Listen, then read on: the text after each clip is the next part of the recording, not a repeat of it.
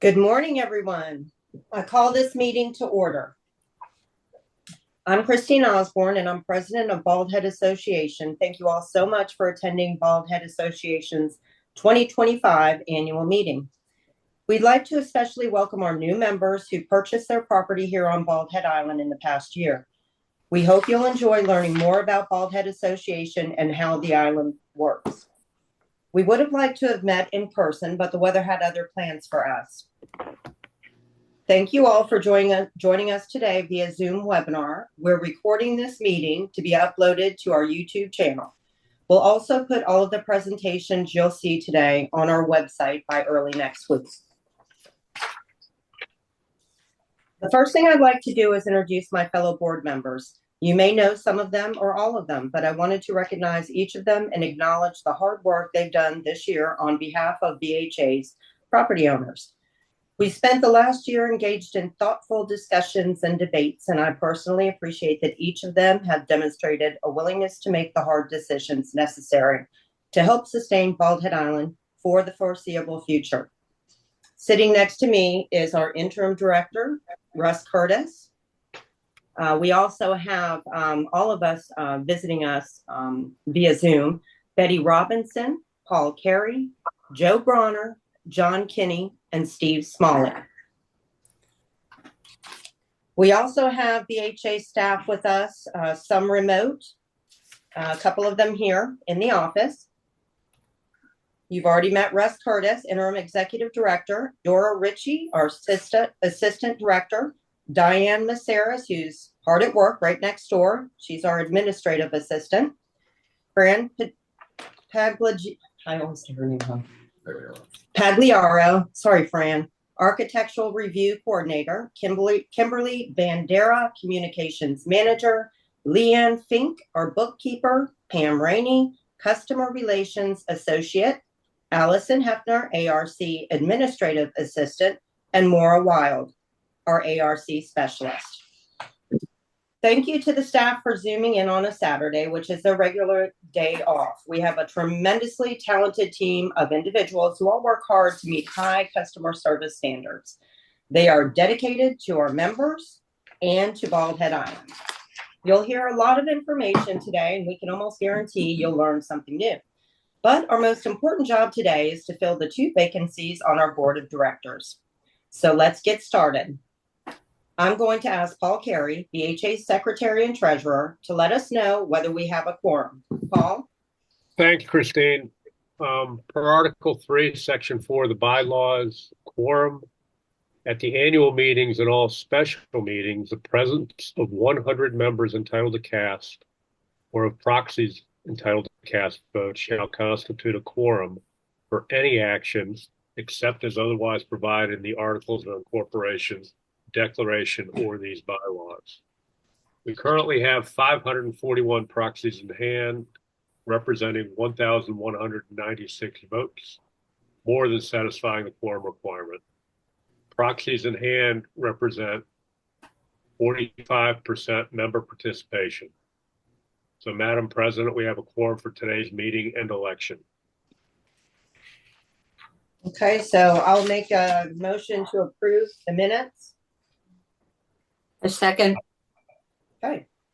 All in favor? Aye. Aye. Okay, it passes. Thank you, Paul. All right, the minutes from the January 27th, 2024 annual meeting were previously made available on BHA's website for review. The board is prepared to read the minutes if desired by the membership unless I hear a motion to approve the minutes as presented. I so move. Okay, all in favor? Aye. Aye. Aye. Okay, passes unanimously. All right, now I would like to recognize Steve Smalley. Thank you, Christine. I have the pleasure today of talking about the work of the nominating committee this year and introducing the 2025 board candidates. Sections 5 and 11 of BHA's bylaws guide the process for nominating and electing board members. In the early part of each year, and we followed the same process this year, we ask association members multiple times through both the Island Report and through the Compass, which are our two main communications vehicles, to consider volunteering and serving on the nominating committee. This year's nominating committee members were Ann Berry, Jason Campbell, Rhonda McNary, Rick Nelson, and Matt Skibensky as an alternate. We're thankful to all of them for their willingness to serve on the committee, and we appreciate the time that they gave to this important job. After the committee was set, we used the Island Report and the Compass again to ask BHA members who were interested in serving on the board to reach out. 3 people initially volunteered to run for the board. After meeting a couple times with those interested, the nominating committee put forward to the membership everyone who volunteered to run. Later in the year, we had 2 other property owners who self-nominated, and through the process described in the bylaws, they were added to the ballot for consideration by the membership. I want to pause here just for a moment to stress a point that the BHA Board of Directors' only involvement in the entire nomination process is to approve the nominating committee members at the beginning of that process. The committee alone deliberates and determines the number of candidates it wants to put forth to the membership for consideration, and then in turn simply informs the board of the candidates at a regular September meeting each year. Move to the next slide, please. So all of that work has led us to where we are today. We have 5 candidates that were presented to the membership, and I'm pleased to introduce them. Bill Bourne, Derek Crump, Vicki Lonker, Joel Michaels, and Tiffany Williams. Christine or Paul?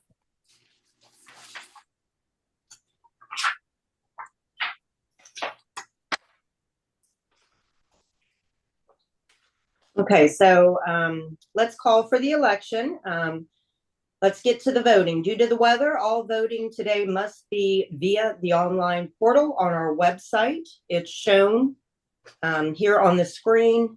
I'll go ahead and say it though, just in case you don't have a screen, www.baldheadassociation.com/annual-meeting-online-voting, or by downloading a ballot on that page, completing it, and emailing it back to Diane, D-I-A-N-E, at baldheadassociation.com. The directions are on the website. So go ahead. Excuse me, Christine.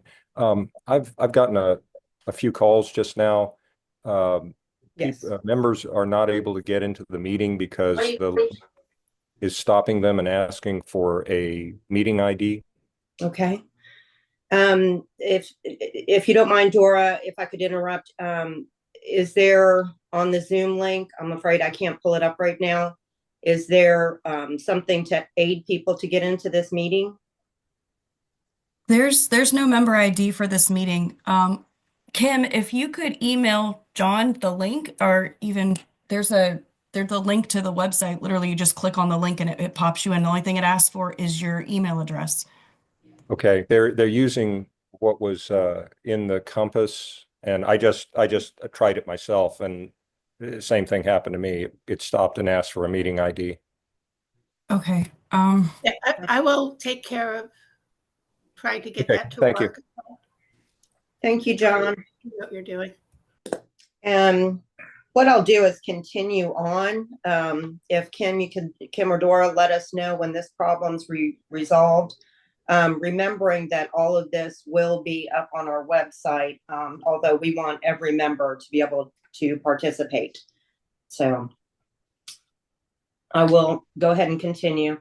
And I'll have a little something to add. The fact that proxies were mailed out to members in mid-December, along with their annual packet, the online voting began on December 26th and was available through January 23rd. I'd like to speak to this just a little bit. Unfortunately, once again, our island has been hit with some, well, pretty unforeseen weather. We expected some flurries, but not what's happened over these last couple of days. We did engage council with the concern that we were losing a day of gaining some proxy votes. He did let us know that we could extend a day. That was our discretion. But unfortunately, the day just simply did not help. Mail has still not arrived on our island, and we don't know if it will, until Monday or Tuesday. So knowing that we've had all this time, the board feels pretty good about going ahead and continuing on with what we've had. In fact, we have gained all of the proxy votes. We may be missing a couple from one day, but the majority of the board felt like that was okay. If you sent in your proxy to the BHA office or voted online, your vote has already been counted and you don't need to do anything further.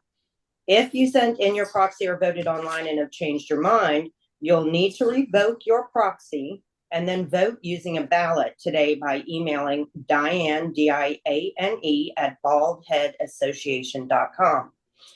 If you are voting today for yourself, you must vote using a ballot. For those of you voting online this morning, these instructions are for you. Voting via the online voting system, I Vote Now, is available from 9 a.m. to 10 a.m. only. The automated voting system will closely prompt at 10. If you don't have your unique registration ID number that was mailed to you in the annual report, call or email the office and Diane will give it to you.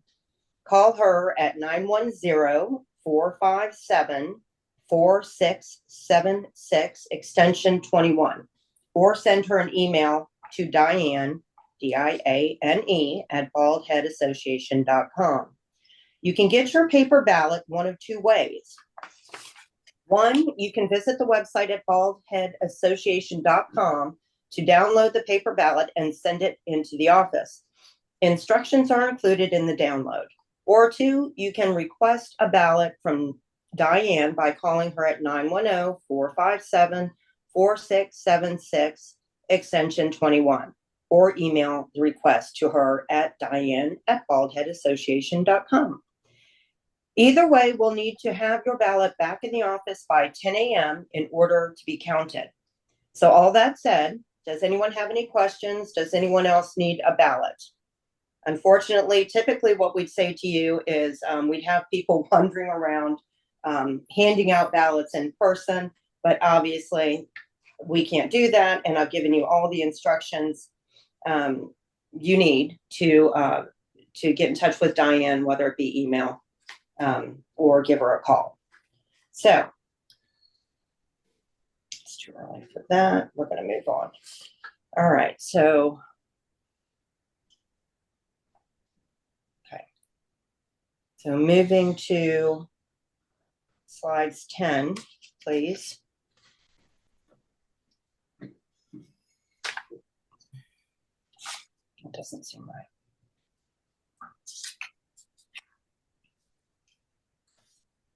Slide 10? Yes. That's it? That's what it is. Okay. Okay. BHA organizational report.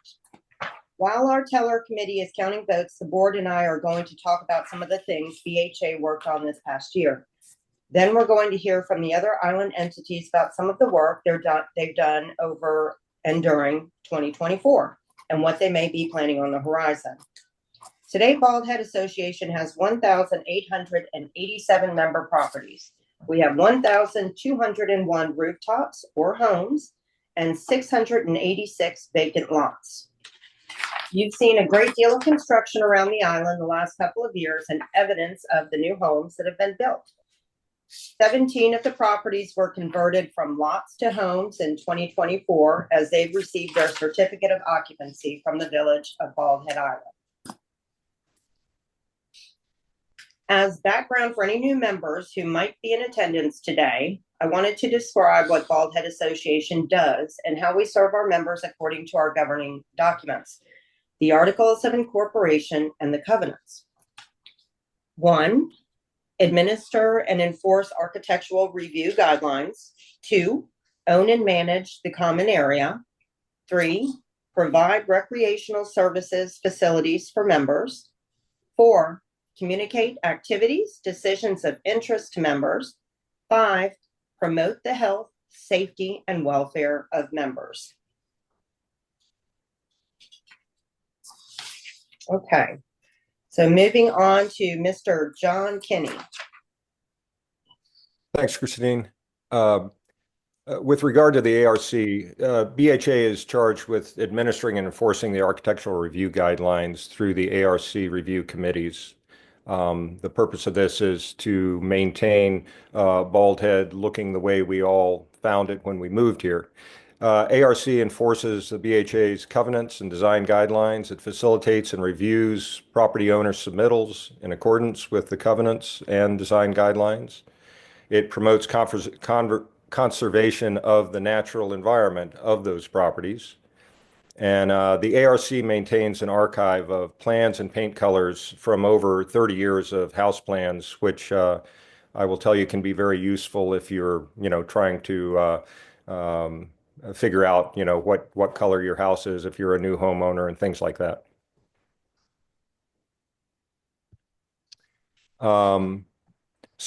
Next slide, on slide 14, the ARC consists. Excuse me, John, can I interrupt a second? Sure. For people who are having problems with the, needing a number to get into the webinar, that number is 838-44-86-4996, and I will post that on our website. Okay, can I say that back to you? 838-448-64996. Yes. Okay, thanks. May I also mention real quick, I apologize, John. I've had one person let me know that the links from Friday are not working, but both Zoom links that are in the Compass are working for another person. And then another person said the link sent yesterday was not working. The one sent last week is correct. Just throwing that out there. So I apologize, John. Please continue. Okay. Yeah, I guess there's not a way to email that out to members, the meeting ID, or maybe there is. Anyway. Okay, so I'll go on. The ARC consists of 2 sections. Essentially, Section A covers properties to the west of Muscadine Wind, with the exception of some of the multifamily communities, which are reviewed with Section B, and properties to the east of Muscadine. So, slide 15.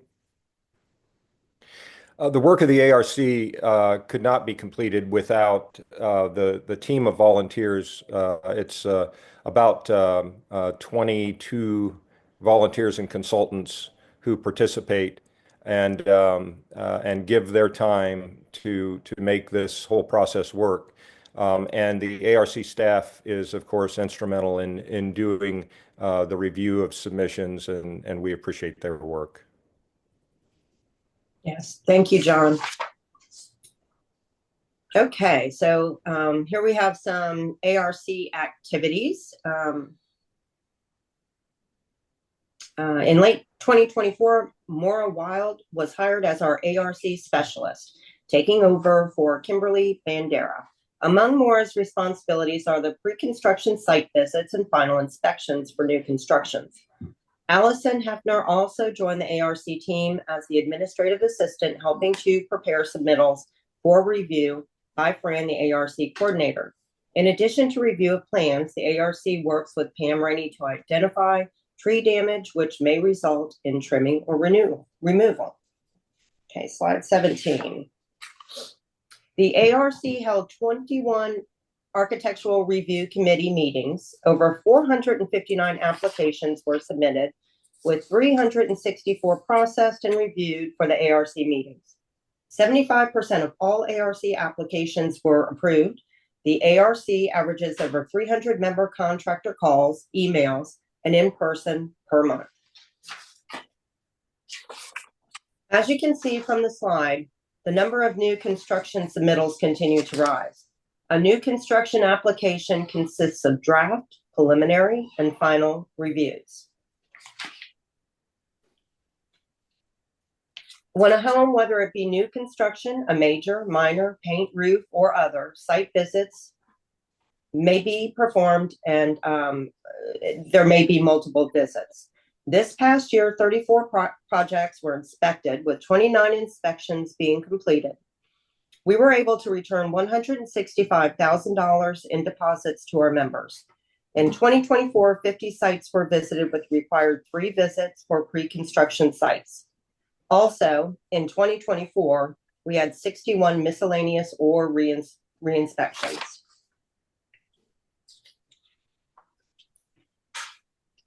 The last slide here shows the work that Kim and Maura have done with our partners at the Middle Island POA and the Harbor Association.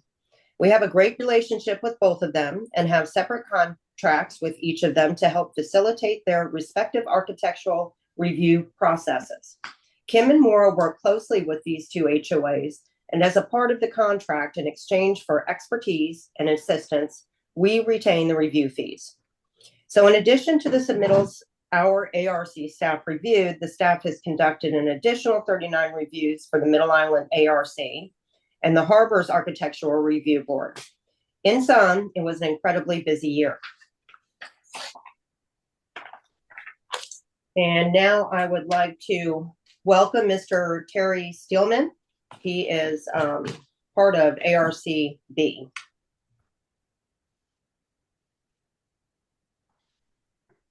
Okay, good morning. Can I get the next slide?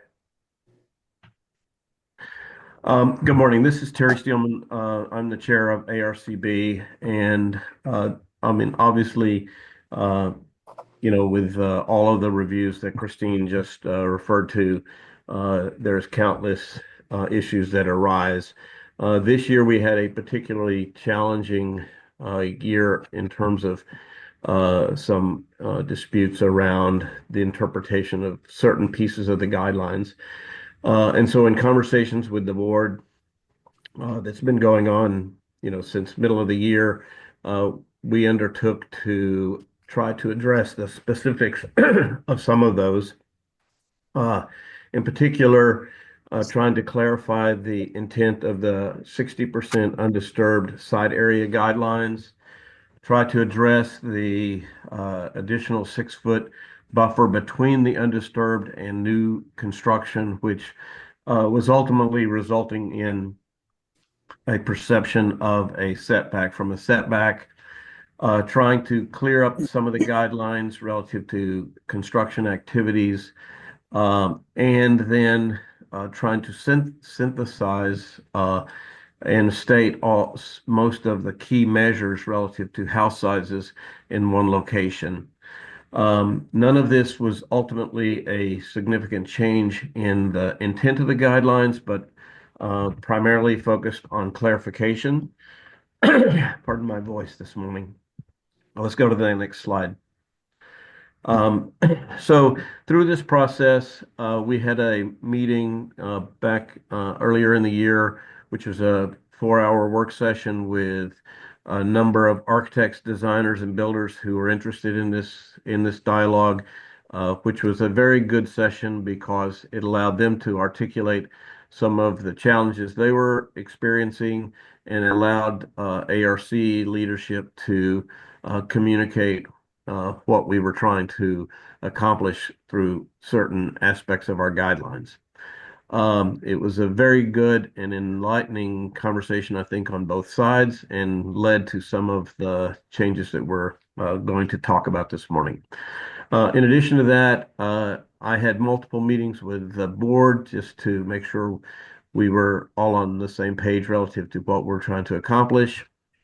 Did a very detailed review of the current guideline language, reviewed how the ARCs are applying the guidelines and making sure that they are doing so consistently and appropriately, and then ultimately proposed guidelines changes to the ARC A and B, which were unanimously approved to present to the board, which adopted what I'm about to show you, they adopted this language yesterday. Next slide. So I'm not going to go into, finite detail, but to give you a kind of sense of what these guidelines, how they changed, and the intent. So one of the important aspects of the guidelines and the character of Bald Head Island is the natural vegetation and the fact that we work the houses into the environment as opposed to simply stripping the environment to build houses. So the guidelines currently require 60% of the lot to remain undisturbed, and talks about, the capacity to manipulate that slightly depending on the specifics of the lot, or vary that slightly depending on the specifics of the lot. One of the things that was missing is just a clear delineation of the boundary between where that 60% undisturbed area, how that was defined and how it was protected during the construction process. So there was the new language introduced to refer to limits of disturbance, which must be established and delineated on the approved site plan. And the notion that the limits of disturbance shall define the boundary of the area to remain undisturbed. The limits of disturbance shall be established by fencing and appropriate soil erosion measures prior to any site work. Now, the intent of this was not really a change as much as a refinement of the language. If we go to the next slide, because our current guidelines refer to it as limits of construction, which is slightly different than limits of disturbance. So we've changed the language from limits of construction to limits of disturbance. And then in addition to that, tried to address the conflict that has arisen relative to the 6-foot setback from that line.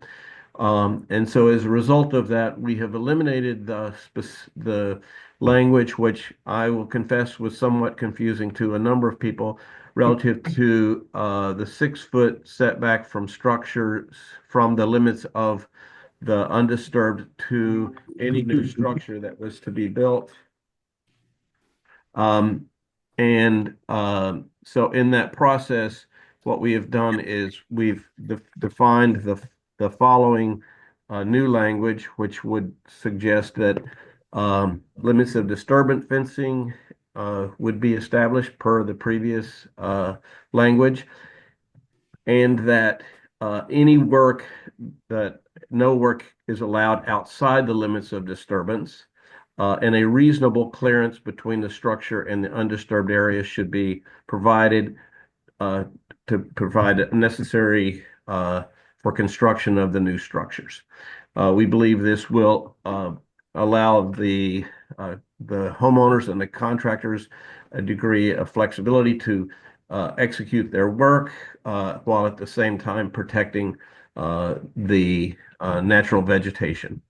What we did not modify was a language that suggests that any clearing, any damage to the natural area during construction would have to be restored to its original natural character.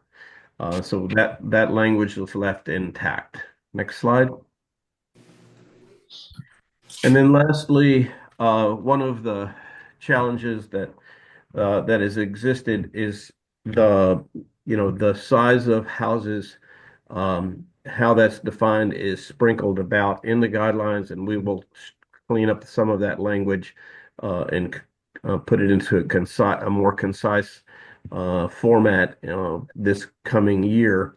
But one of the things that we've done is refined that language to articulate in one location both the minimum and the maximum area allowed for houses on the island. And so what you can see is in one location, it refers to a minimum of 1,600 square feet, but doesn't describe what's how you measure the 1,600 square feet. So ultimately, what we've done is defined it as minimum heated area of 1,600 square feet.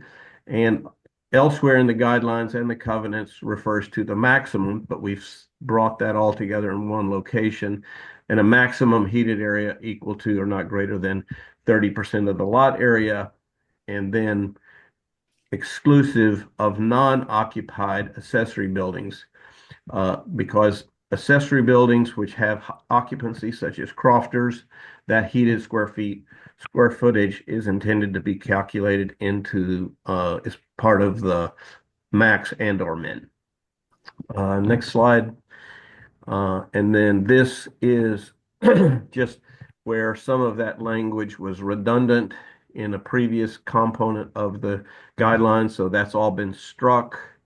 And the language that one of the references for the 30% not to exceed area has been drawn forth up into the previous article that I just referred to. And I believe that covers all of the changes that were proposed.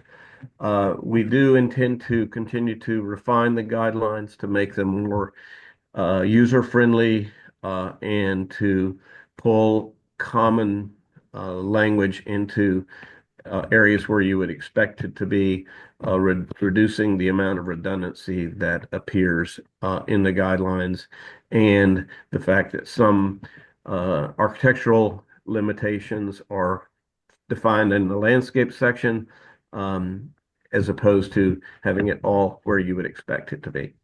And with that, Christine, I'll turn it back over to you. Terry, thank you so much. On behalf of the entire board, and actually all our team members here, we'd like to thank you. You go above and beyond. You've been so helpful. You're open to ideas. Anytime we want to throw a forum together, and you have articulated once again how you're willing to help in the future. So we thank you very much. Anytime. Okay. Now we're going to move on to Miss Betty Robinson.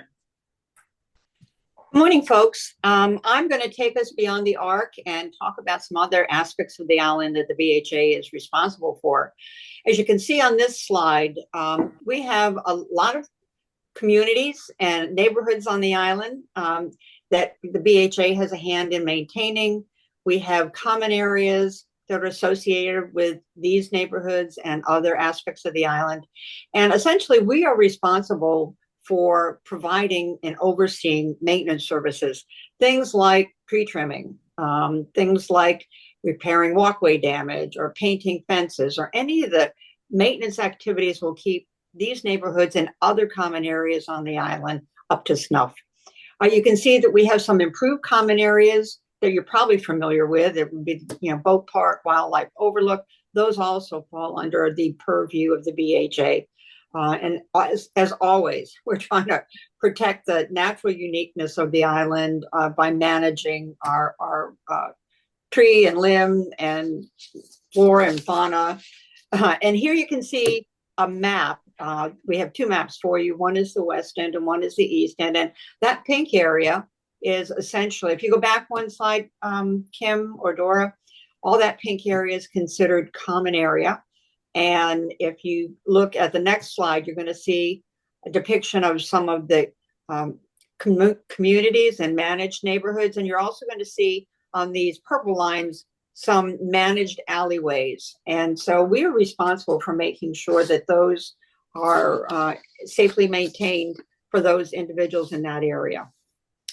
All right, so now we're going to move on and we're going to talk about recreation and facilities. I have to say, I think we have one of the most fantastic buildings on the island, and the Association Center is used by many people across the island. It's used for our purposes. It's used for recreation, weddings. As you can see, we had about 300 events in that facility. You'll also might remember that we had a flood, and that caused the building to go out of service for a couple of months. And boy, was that a strain. So that has all been repaired. If you haven't been over to see the Association Center, do come over. It's freshly redone and painted, and it's really a wonderful place for us to gather. We also manage the improved areas for the improved common areas for property use. And we actually lease space to the village for things like the mulch site and the dog park. And last but not least, we have an education and recreation committee, which is the fun committee on the island that provides for a lot of activities. All right, we're going to talk about, there's the association center. If you've never been in there, next trip to the island, come by. Okay, so we're going to go on and talk about communication. This has been a real focal point for us. And essentially, the BHA is the place to come for your information.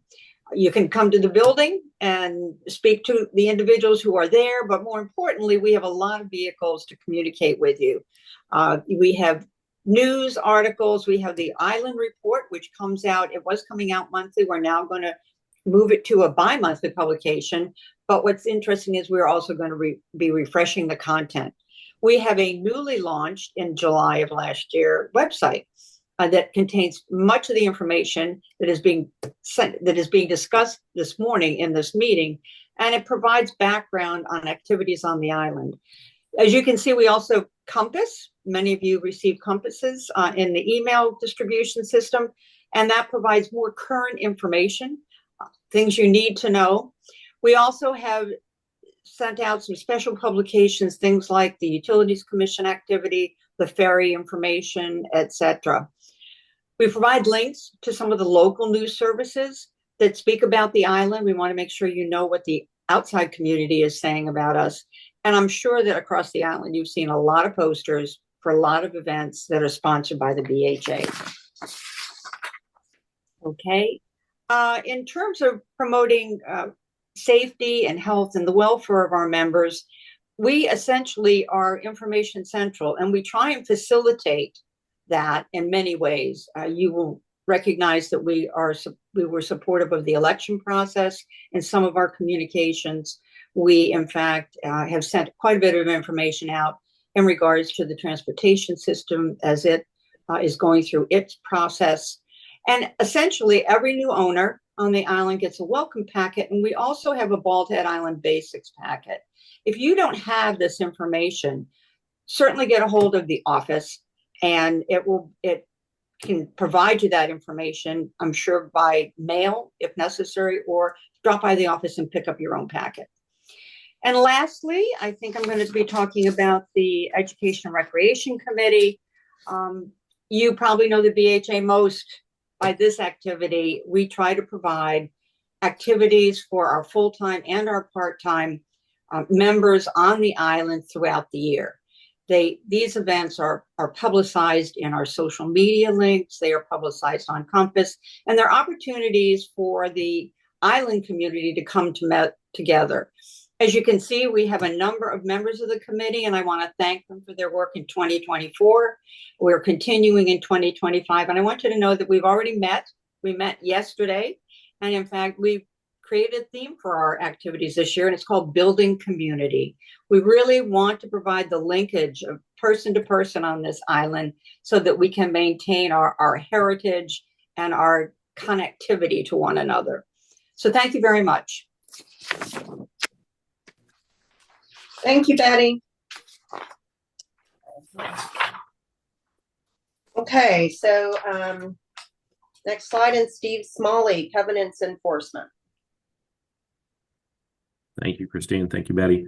And we go from all of the fun community activities like scratching a record on a turntable to covenants enforcement.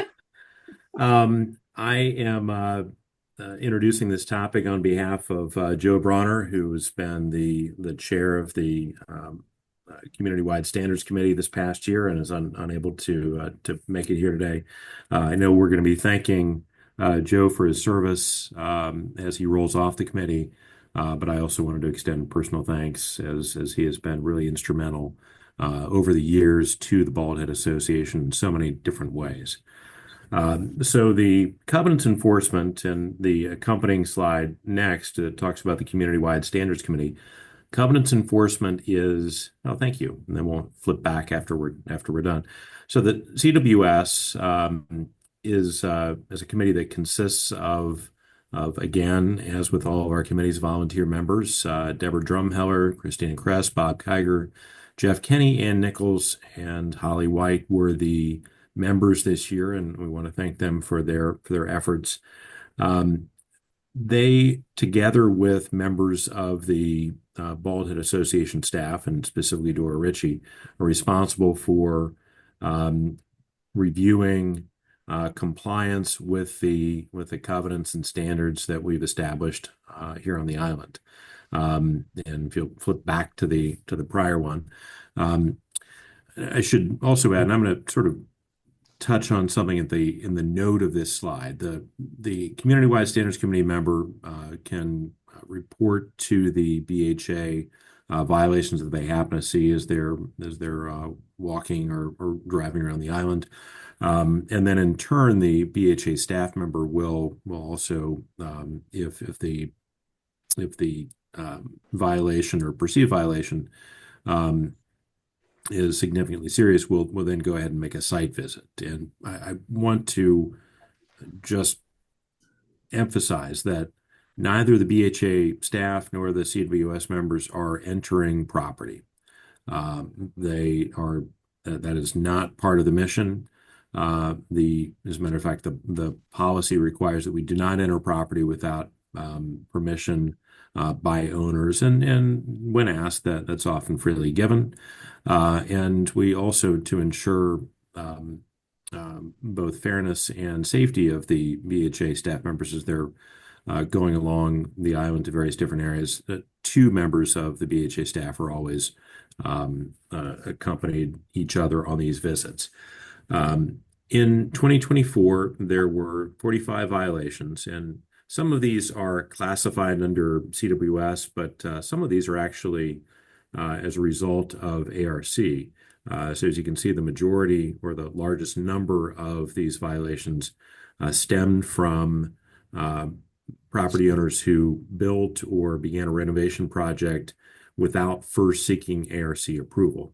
And just to emphasize, and it may be obvious to many, but even minor exterior changes do require an application to the ARC to ensure that they are in keeping with the design guidelines and the covenants. Our goal here overall is to remediate the issue rather than to issue fines.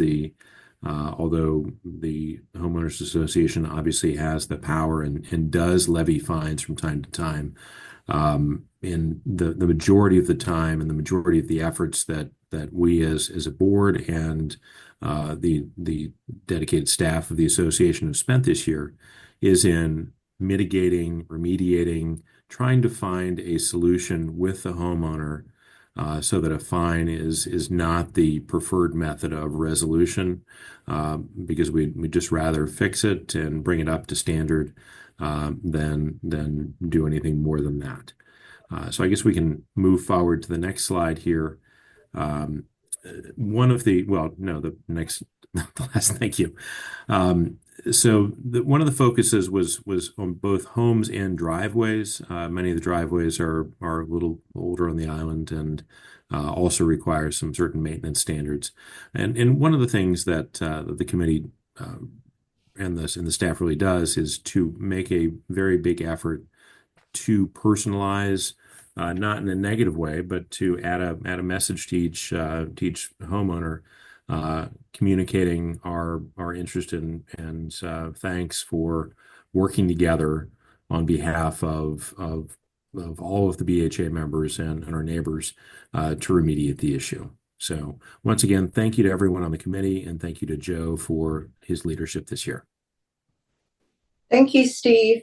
Okay, we're moving on to Finance Committee. Paul Carey. Thanks, Christine. Well, if Steve thought his presentation was dry, I'll be able to top that. But regardless, the Finance Committee is charged with the primary task of preparing a budget, managing the association assets, and overseeing financial operations. Uh, 2024 was an interesting year. It was my first year in this role, and Betty's as well as assistant treasurer. And the executive director left at the beginning of the budget cycle. From there, we learned that the previous budget cycle was pretty much run by the executive director with not a lot of outside input. So Russ came on board and worked with Leanne and the entire staff to rebuild build the budget and rebuild the processes. And I can't express enough my appreciation that in a very short period of time they were able to create the budget. Next slide.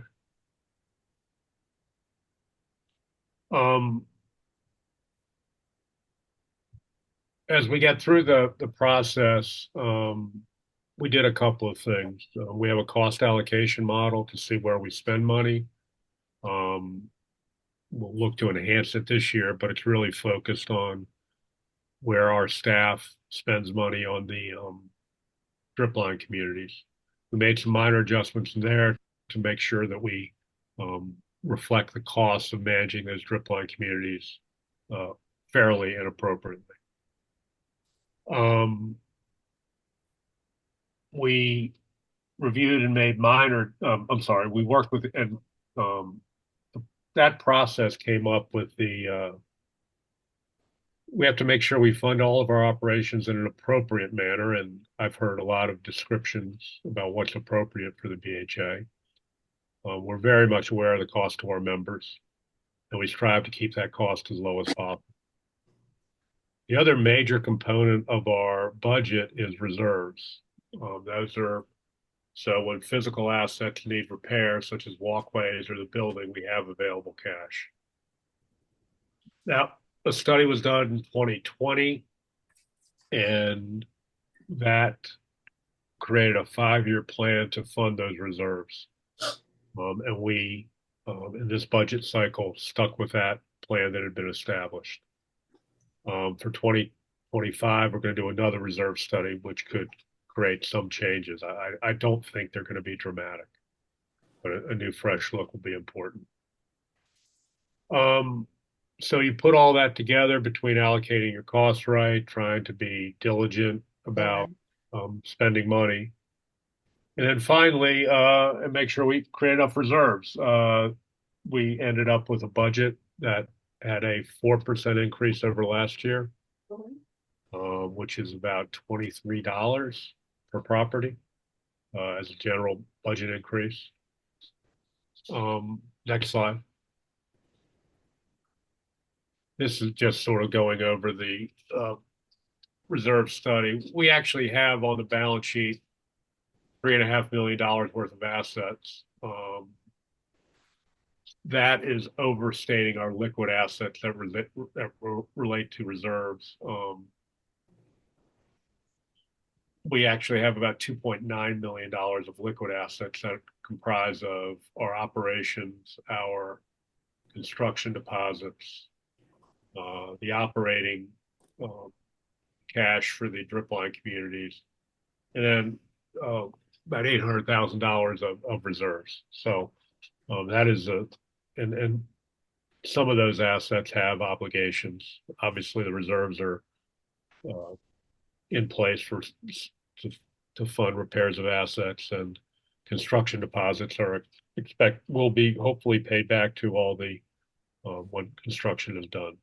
So I think we have a lot to look at in 25, and I think a evolving cost model that we can develop with the new executive director will be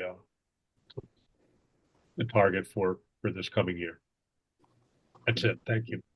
Okay, thank you, Paul. All good news. We appreciate that. And we are going to move on to Resource Conservation and Beautification Committee with Mr. John Kinney. Thanks, Christine.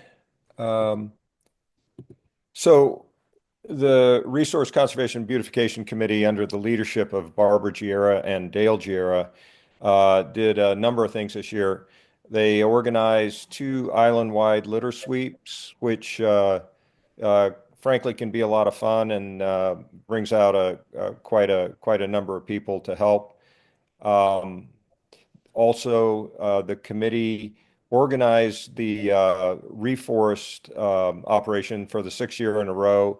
That was managed under the leadership of Jim Nichols, who I would really like to thank for his work on that.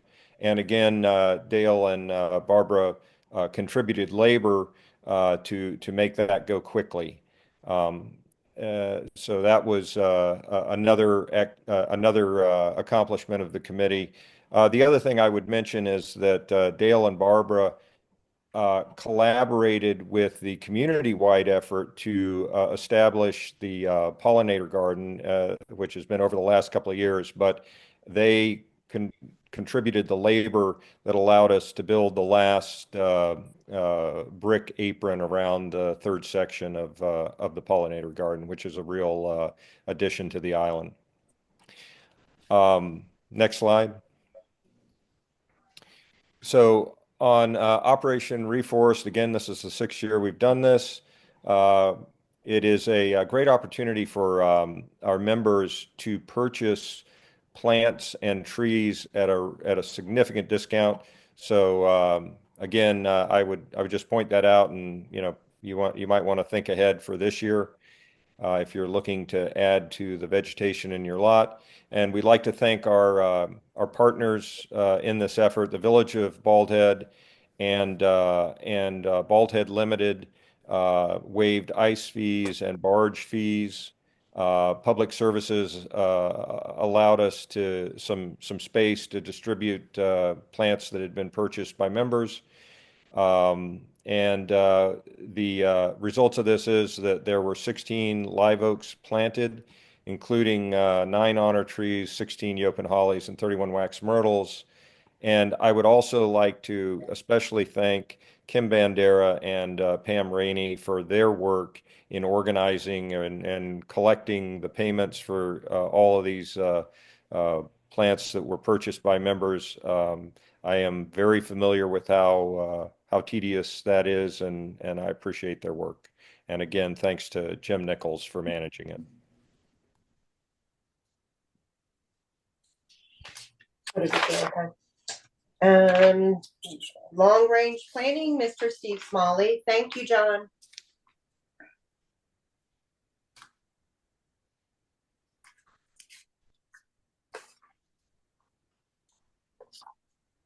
Steve? I was on mute. Okay. The Long Range Planning Committee, as is shown here on the slide, is really the think tank for BHA, and we're looking at the big picture and what we should be doing, not just on an operational basis from day to day, but what focus and priorities the association should be devoting its efforts towards. I want to thank Greg Wendling. He's been the chair of the Long Range Planning Committee for the past 6 years and is rolling off this year. Has been involved in a variety of many projects, along with many of the members here, including Bob White, Kevin Paley, Joel Michaels, Leslie McGrew, Cindy Kleberger, Ian Gray, Christina Kress, and Annie have all been just very helpful members, both this year and then in years past.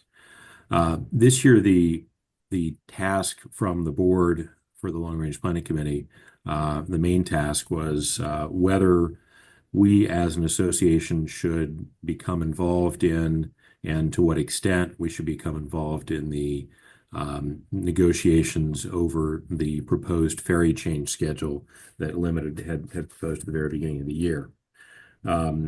And we decided as a committee, and then recommended that to the board, which then also voted in favor of filing into the North Carolina Utilities Commission a motion that was ultimately approved to provide us with intervenor status. And what that essentially means is that we get a seat at the big table in these types of negotiations, and have direct access to the Utilities Commission staff, as well as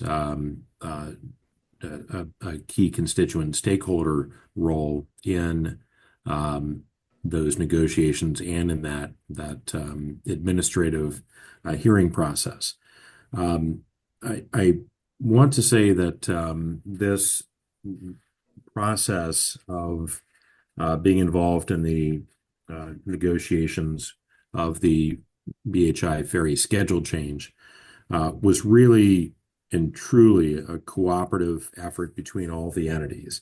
The BHA Club, the Academy, the Village, and the Association all filed as interveners.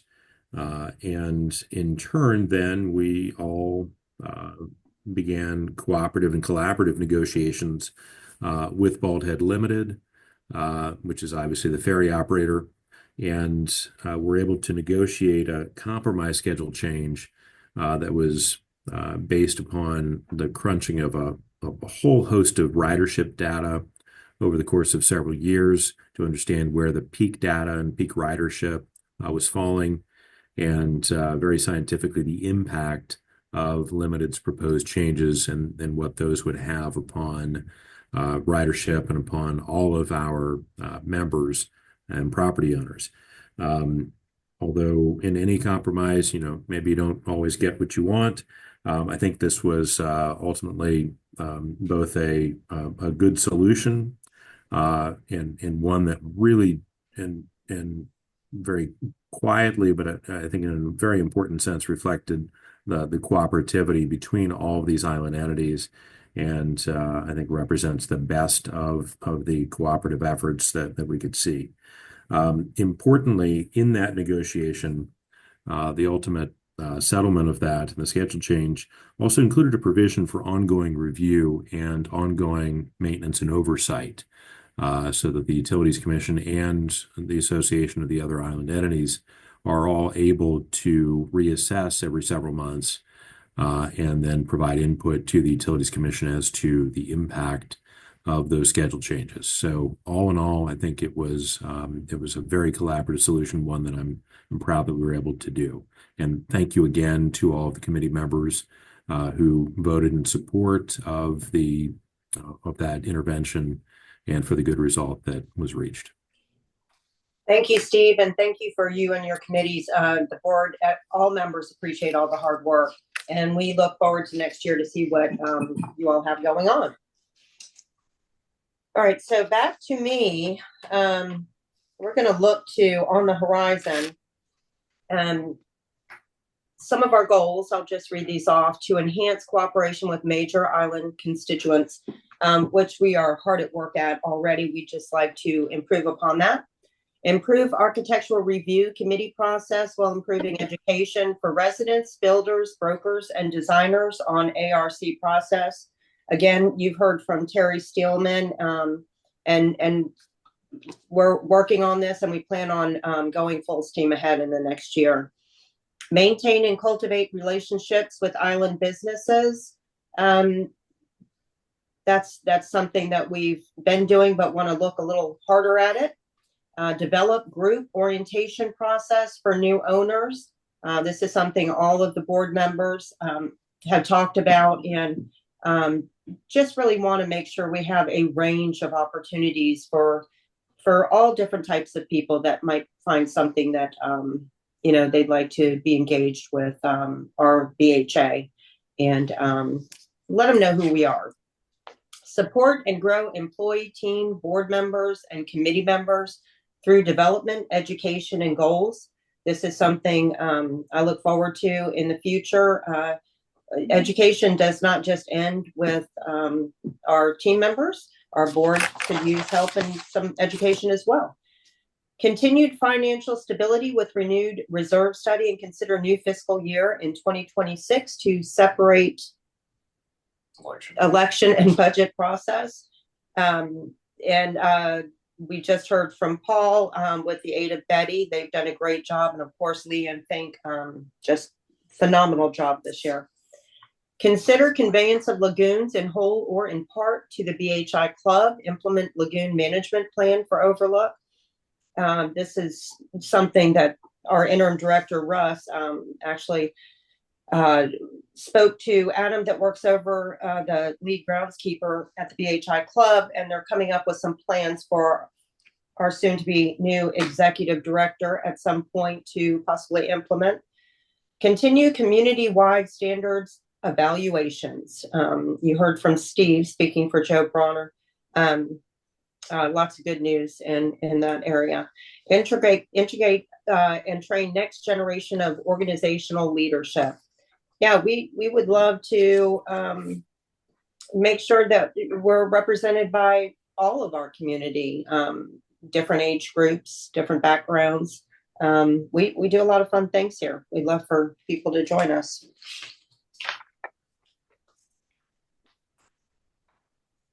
Okay.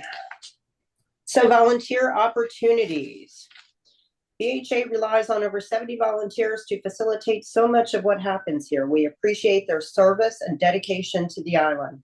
Now, after we've all described what we've done for the year, don't you want to join us? BHA recognizes that much of the work that the association accomplishes is due to the commitment of our volunteers.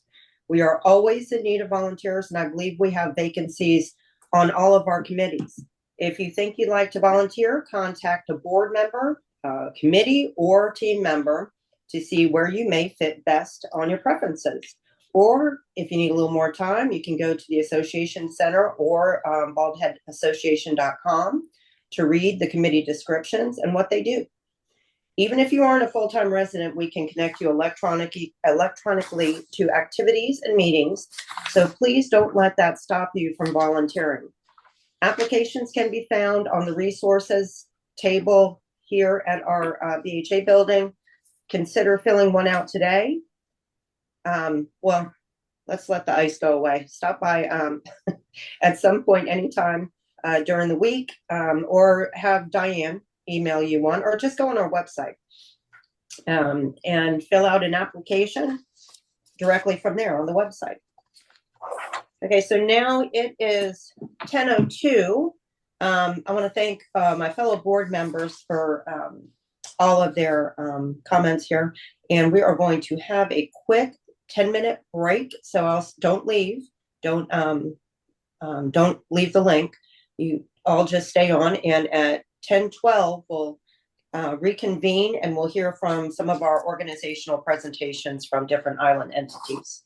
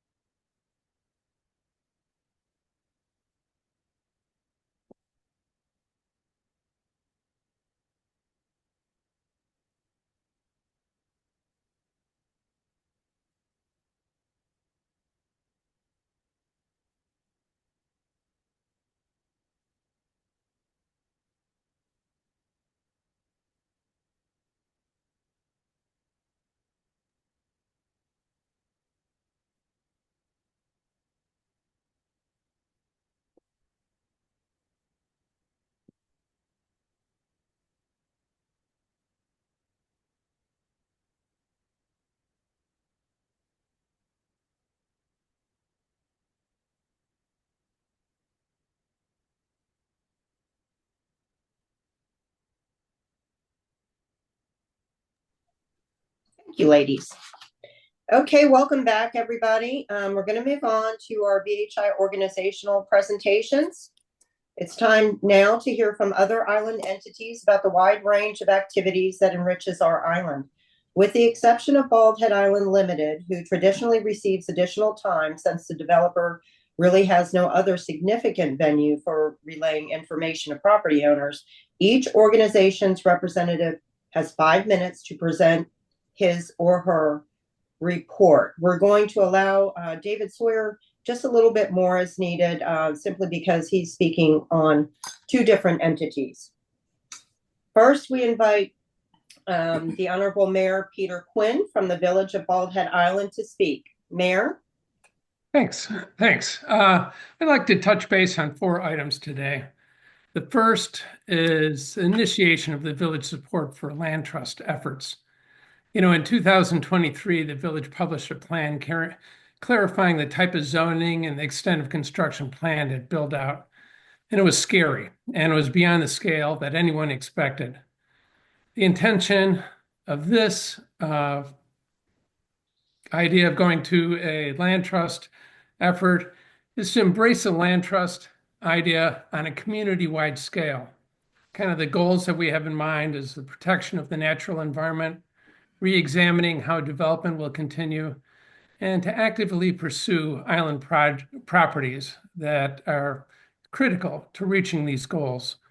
Some of the directions we're going, we've started researching on how other like-minded communities have taken on this role. We're trying to dovetail with other organizations, specifically the Smith Island Land Trust and the Conservation Trust of North Carolina. And we're looking at different public and private funds to help support us in these efforts. The second item that I want to talk about is planning and protection.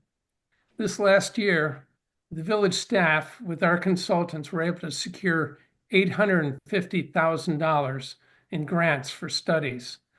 These are studies to help us more effectively direct growth and plan infrastructure improvement. There's 2 studies that are currently in process. There's a water and sewer study involving the analysis of our assets, where we need to repair and replace, how to improve the standards of operation and maintenance, and also determine the related costs to achieve these improvements. The other, which seems pretty timely, covers stormwater management. This study focuses on how to improve or introduce infrastructure and tactics for controlling stormwater. The third item I'd like to highlight is directing energy to the repair and replacement of our built environment. Creating this community involves a great deal of invasive activity when we're looking at the natural environment. We have an ongoing commitment, the village has an ongoing commitment to using our resources responsibly and to respectfully maintain the development that we've introduced.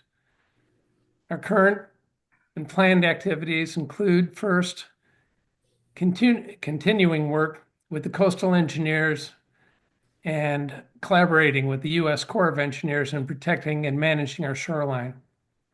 Second, we're prioritizing the needs of the village infrastructure, scheduling, repaving of roads, repair of landscaping medians, repairing and landscaping our medians, the necessary expansion of our wastewater treatment plant, monitoring the quality and quantity of our water supply, and planning for and maintaining our stormwater management components. Additionally, with support of some private funds, we have taken on planning and executing a revitalization plan for both the condition and the use of our community parks. The fourth item kind of hovers over everything we talk about and is concern for our budget. The issues brought up here are key to long-range health of our island. It's always been a struggle to prioritize, engage the use of our financial assets, and especially hard to accept that not everything can happen at once. I can only repeat that the staff and council take pause and we recognize and respect the responsibility that you've given us. Finally, it's important to recognize we depend on the collaboration with the association, the clubs, the Conservancy, Limited, and other island agencies in these actions. Our goals, the demands of the execution, and the needs for patients are borne by everybody. On a side note, I wanted to thank Steve Smalley for his assessment of the ferry schedule intervention activity. It was an intense collaboration by all the parties. And not parties looking at, the village versus the limited versus association. This was a table that we all sat down and worked collaboratively, discussing and sharing ideas. And I want to tell you that the collaboration we had will be reflective of the direction our conversation will follow into the future. Thanks. Thank you, Mayor. That's great. Okay, and now we are going to move on to Bald Head Island Limited with Mr. Chad Paul, CEO, and Byron Stewart, COO. Good morning, Chad. How are you, Christine? Good. Thanks for having us. Couple things. I've got my little clock running here so I don't run over. Byron did not log in. He's trying to manage Southport and Brunswick County on the roads to keep this up and running from a ferry perspective. Couple of things I want to just highlight and on my list here. The Bald Head Association's review with Mr. Stillman and the committee on the ARC guidelines. I did have a healthy conversation with Miss Moffett before she left. I had a great conversation with Russ about that process. I think that the way you guys have handled that is a good one. I did offer up to both Russ and to Miss Moffett prior to the extent that there was needed to be any interpretation of what the intent was, that 4 of the drafters of the guidelines, Kent Mitchell and Jerry Biggs and Chuck Dietsch, are still alive. Unfortunately, George Grave passed away.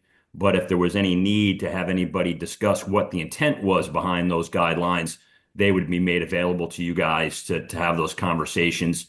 And I think the way you've broken it up between the guideline aspect and the process aspect's the way to go. And the good news on the process aspect, I know that I saw the data that you presented, and I'll talk a little bit about it when we get to transportation, about the number of COs, the number of permits. If you track the village data on COs and permits and you track construction traffic, I believe the peak is behind us in terms of this cycle. So I think that the number of submittals will continue to be more manageable. And I think that, we've worked with the village and the association in the past.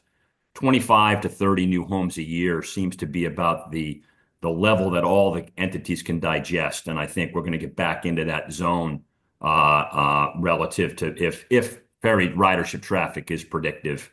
I think we'll see that. Couple other things that were brought up. I do want to echo the mayor's comments relative to Mr. Smalley on the Schedule 23 schedule change. That was a healthy process, a good one. It reverted back to the way things used to be done rather than just through litigation. And so that was a healthy exchange. I think we ended up in a good place on that. In regards to that schedule change, a couple of things that I know that's primarily new for the 60% odd new homeowners we've had come to the island the last 5 years. In the past, as most of the folks on the board know, Mitchell family and Limited owned and operated every single business on that island, from the clubs to the maritime market to all the restaurants, you name it. And back in the day and we've since I arrived in 2010, we have transitioned 26 operating businesses to new owners. One of the things that's very different that the island has had to digest is back when I got here, we had 550 employees. The majority of those employees now work for the 26 entities that we transitioned those business to. Back in the day, if you had a Bald Head Island Limited logo shirt, you stood aside on the main passenger ferry. The old signs are still up there. Employees will stand aside. We could enforce that with those employees when we owned and operated all the businesses. It's not possible for that to happen with the fact that we've transitioned these businesses now. So some of the bumping situation was a result of the fact that, when we had those employees on our payrolls, they had to stand aside because we were the operator of the ferry system, and therefore they might miss one or two boats. They might get bumped from one or two boats. And that whole process was part of the conversation with both the club and the association and the village and the academy in the 23 discussion. So I'm hopeful we can move forward off of that. The early discussions in terms of on-time performance, which is really where that came from, is good. We only really have roughly 1 month's worth of data. But we're keeping track of that data. I think that all of that data will get submitted not only to the interveners, but to the Utilities Commission, public staff on the quarterly basis. Let's just see here. Other issues relative to the mayor's efforts with some type of some type of land trust. And I'm trying to think here. I think that John knows on the board, and I know Paul Carey knows on the board. Limited has roughly 54 pieces of non-buildable property on the island. Some of that property should go to the Bald Island Club. Like, for example, I think we have like a 1-foot strip around certain areas of the golf course. That clearly needs to be transitioned to the club. There's property that clearly should be transitioned to the association. I talked with Russ relative to the lagoons issue that he had discussed, and there are some non-buildable parcels around some of those lagoons that Limited owns that need to be part of that discussion with the association and the club in terms of where we are. And I've pledged to Russ that, whatever you guys need in terms of setbacks or need additional property that we have that are in those zones, we'll fully be cooperative to do that. We started that with Joe Bronner, who's not on the call today, relative to the old well site that was on one of the fairways. We got through that, so I think we'll be in good stead there. There's property that should go to the village. For example, we have several non-buildable pieces of property adjacent to beach access that should go to the village. Things like the dog park that we worked with your predecessor Christine and gave that and worked that with the association. There's some other parcels that could expand some boat trailer storage areas in and around that area that we've worked with in the past. So I think that there's seats at the table for all of that. I think that the good news about the mayor pursuing the land trust idea with the state is there are other pieces that really don't have a natural home, whether it be the club, the village, or the association, and those parcels are still tied up in a lot of the stormwater permits that the mayor brought up, all the CAMA permits that are still owned and controlled by the developer, to include the Bald Island Creek. So that needs a home long term, and I think the land trust idea is a good one. And I've pledged the mayor that to the extent that we can work through some of those issues, we'll be happy to do that and kick off some of that donation there to that property. Notwithstanding, Christine, as you know, and I know Paul Carey knows, and I know John knows, there are certain properties within stage 1 and stage 2 that are to be turned over designated to association property, like we did this past year. I think we turned over 9 designated association properties that were non-buildable to the association this past year that were mostly in stage 2 down at Cape Fear Station. One of the other issues I think that's important about the mayor's land trust idea is I think that we've been very lucky since Hurricane Florence. We have massive amounts of debris from that storm still laying down in the forest.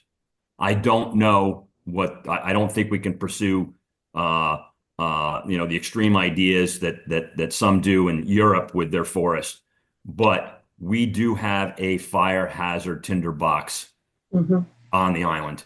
And I think that some of that can be addressed with the way the mayor wants to pursue the land trust idea. Right now, there's a lot in the state forest, and it's all driven by the state. But we all know we get a lightning strike, we get a house, public safety does a great job to put out the fire, but a lot of times they do an unbelievable job. People don't know of protecting that forest because that we could have a similar situation relative to our size that you saw out in California. If we had a big wind going the wrong way, we could lose a lot of the forest and a lot of the island. So I know the mayor's aware of that, and I think that we can incorporate some of that in his land trust ideas. Moving on to the transportation, I've received a lot of emails about my comments today to update folks on the litigation situation on where we are and make another prediction like I've always been asked to do about where we're headed.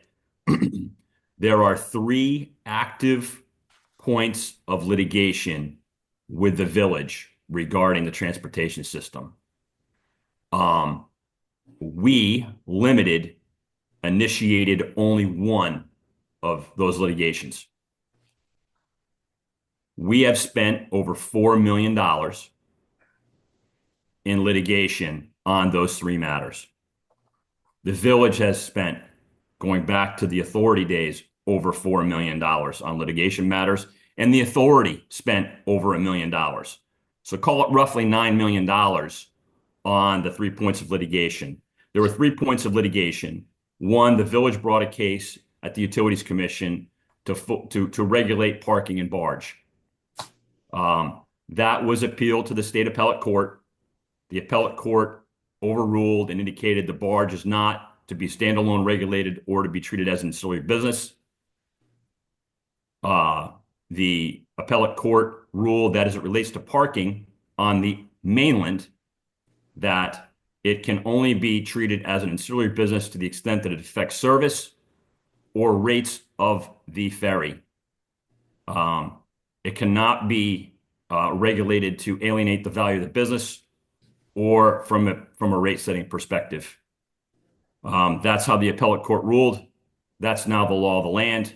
That's where we are. The second litigation revolved around the ability for Limited to transfer the certificate of convenience, i.e. the regulated ferry and tram system, to Sharpview as a buyer. The Utilities Commission voted unanimously with a full commission 7-0 to approve that transfer. The village appealed that to the state appellate court. The appellate court ruled 3-0 to affirm the lower court. And I really thought that would be the end of it. But the village has appealed that decision for a review to the state court of appeals. All those briefs are in. The state court of appeals will hopefully in the next 90 days or so schedule a hearing or schedule that they're going to take it up on just the briefs and provide some response. They're unfortunately not like the court of appeals. The appellate court has no timeline. So they may not get back to us until, next year. Who knows? I don't think that'll be the case, but maybe. The third point of litigation, we initiated as a result of the village filed a lis pendens on all property on the mainland, all 65 acres at Deep Point. The lis pendens prevents our ability to transfer or sell property on the island and on the mainland. On the island, the lis pendens covers the Chandler building, the back parking lot, golf cart parking lot, the utility lot, and all the areas in and around the barge. We filed a lawsuit saying that lis pendens is inappropriate and needed to be removed, and that it was filed in pursuant to the village's purported right of first refusal signed in 1999. We filed a suit. We had healthy discovery, healthy depositions. The village's legal counsel assured the court that they would provide all kinds of evidence that would say that the ROFR was valid and that the lis pendens was valid. During that process, it got to the end of that period of time. We wanted a trial. The village moved to have that decided by summary judgment by the court, the Superior Court. The Superior Court judge did issue a summary judgment indicating that that the right of first refusal was not valid. But he also said, even if it were valid, the village basically declined the opportunity to buy the system pursuant to the ROFR's conditions. And that was what he indicated, the judge indicated. It's not just one, it's both.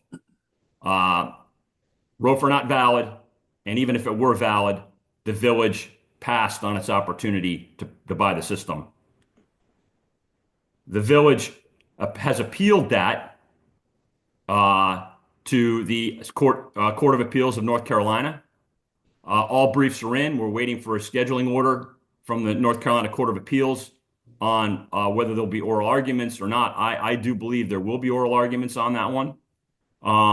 Maybe we'll be heard sometime between now and midsummer, and we'll see where we go.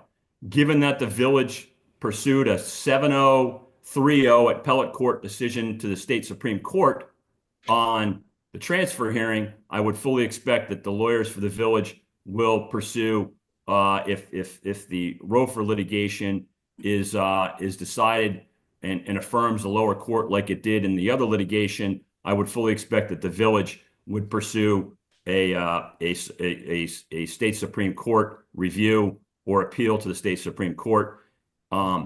That being said, with those cases still open, my sense is this litigation drags well into 2027 or well into 2026 on those areas. In the interim, for example, because of the lis pendens, we really can't do anything relative to providing the sale of boat slips at Deep Point Marina. The lis pendens covers that. So, we've talked about condominiumizing that. We've talked about selling those boat slips to island owners. We can't do that because the village has filed lis pendens saying they have interest and ownership interest through litigation in that property. Same thing with the Chandler building, same thing with the back parking lot, same thing with the utility lot on the island. It's very broad. Right now, legally, we could go ahead and sell the barge. The issue boils down to is we can't sell the barge real estate because the village has this lis pendens, which is tied up in the Court of Appeals on that. I do want to point out that the mayor and I do have open communication.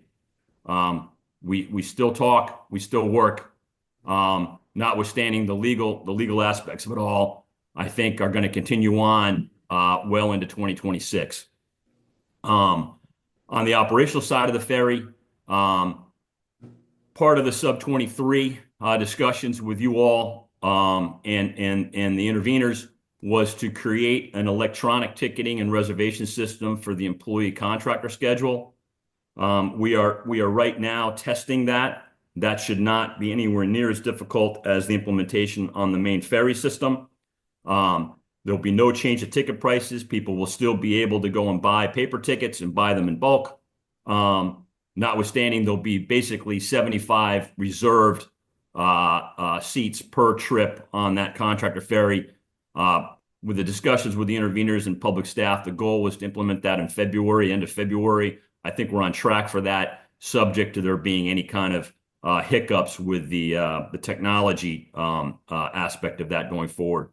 I have mentioned to the mayor that after we move forward with that implementation on the contractor schedule, we will move forward with doing a similar setup for the barge schedule, so that the barge schedule will also be able to be accessed electronically and reserved electronically, so everybody can see what's going on there. And other than that, that's kind of where we are on all things transportation and all things limited. We have a small amount. We have a few pieces of property that we'll look to potentially build housing on in 2026 or start housing on 2026. and we'll look forward to working with the association on those construction plans. So that's what I have, Christine. Thanks very much for the time, and thank you. Chad, thank you for joining us today. And we did go over, but I didn't want to stop you at the end. I think that was pretty valuable information for our members, so I appreciate that. And especially also talking about your non-buildable lots and the fire hazard and just all of us working together. I appreciate your offering to do that for for all the members and all of the entities on this island. So thank you very much.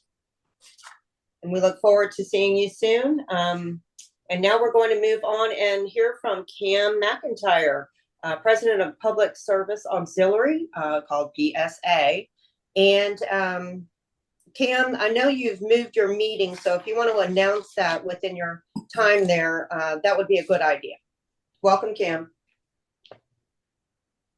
Welcome to everybody. I appreciate the time that the association has given me today. Public Service Auxiliary is one of the oldest organizations on Bald Head, formed in the 1990s. We were formed to be, I have a slide. Is it not coming up? It's up. There it is. Hello. Okay. Just make it easier to follow along. We were formed to be a 501c3 fundraising group in order to supplement what the village is able to appropriate for public safety. For example, when the village bought new jet skis and the Beach Rover, we were able to purchase supplemental accessories to enhance the use of those materials. In 2024, our big purchase is pictured here.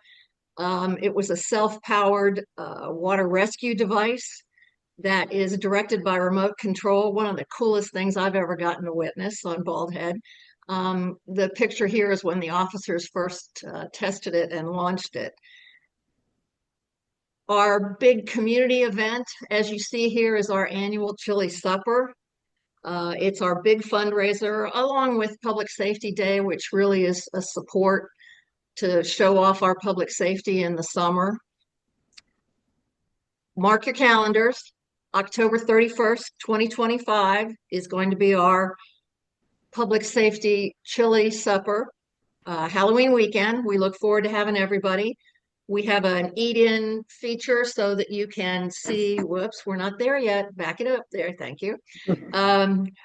We have an eat-in so the community can get together. And then we also initiated during COVID a takeout option, which continues to be very successful. And that is our biggest fundraiser. Last year, we raised almost $7,000 on chili, best chili ever. But our main function, as you see here, is to support our public safety officers and the trained volunteers. We, and that's during an on-island emergency, sorry.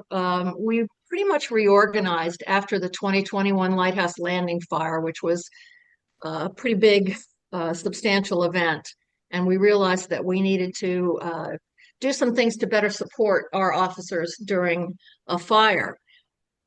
We do things like transport people coming from Oak Island or Southport to help our firefighters. They need to find the location, and we have people go to the ferry landing to pick those officers up with their equipment. We transport supplies back and forth from our PSA kitchen to the emergency site. We provide assistance with traffic management around the site. Everybody is concerned and wants to help. Best thing you can do is come to our public safety kitchen in the public safety building if you'd like to help. We also supply food and water during an event. Those are the major things. We have organized ourselves into 5 teams, and we need more volunteers. Please use my email that is there to contact me to volunteer. I can send you a list of the teams and what they do. We don't ask that you be on call all the time, that you just answer your phone. And that could be day or night. Our last fire was a 5 a.m. call when it was hard to get people aroused. We just ask you answer the phone, say whether you're on island, whether you can support or not. We have basically a team phone tree, and our team leaders are instrumental in helping us during those emergencies. So we don't really have meetings, we have trainings. However, our bylaws do require that we have an annual meeting. It was supposed to be tomorrow. We made the tough decision this week due to the inclement weather and following pretty much what BHA said, that we were going to postpone our meeting. It will not be tomorrow, Sunday, January 26th. We're going to have the meeting when the ladder truck arrives on island, when we'll have a big christening and celebration of the two trucks. We do, however, with our bylaws, have a requirement that we have election of officers and approval of the meetings from last year, and that is to be done in January. So what we're going to do is move that to an online feature. Please look, current members, please look to your emails and answer the email, because we need a 30% response in order to elect our new officers and pass our minutes from last year. We have 2 vacancies right now, secretary and treasurer. And we have 2 wonderful people who have stepped up to volunteer their expertise.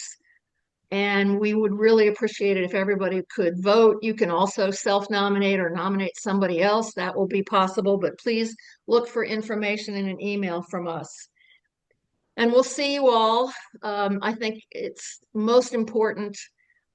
Chad Paul talked about the terrible circumstances that we've seen in California with fire. We feel we are very vulnerable here, and that we need to support our officers and ourselves.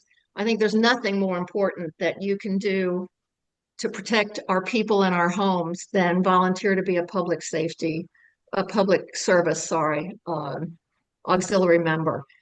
And we'll see you all. If you want to put the next picture up, which you already saw, thanks to Chief Gibson, we will have these 2 new wonderful safety trucks coming. We're not sure exactly when, but they are coming this year, and we really look forward to celebrating with everybody. And thank you again for the opportunity. Thank you, Kim. All good information. Those 2 new trucks look beautiful, and I believe they were upfitted entirely for Bald Head Island to be able to navigate through the winds, correct? Correct. Yeah. I encourage everyone, once the day comes, once they settle on the day when the ladder truck gets here, to go out and see it in person. I think it's going to be a beautiful sight and very welcome sight to our island. So again, thank you, Cam. And I look forward to seeing you at the next meeting. Okay, we are going to move on to one of our newer island entities, headed up by Gail Sanders, Project Longevity. Do we have you, Gail?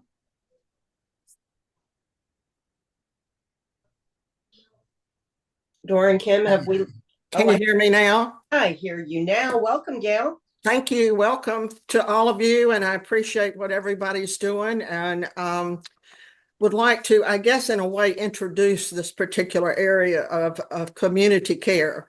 Project Longevity is a Bald Head Island citizen-led initiative which supports island property owners who wish to live in an environmentally sensitive community that includes essential services, thereby affording them the opportunity to live safely in the local area they sustain both physically and financially.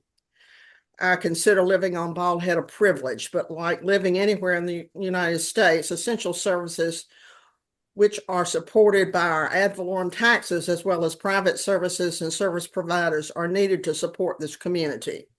This is our mission and vision: building community, creating solutions, and securing services.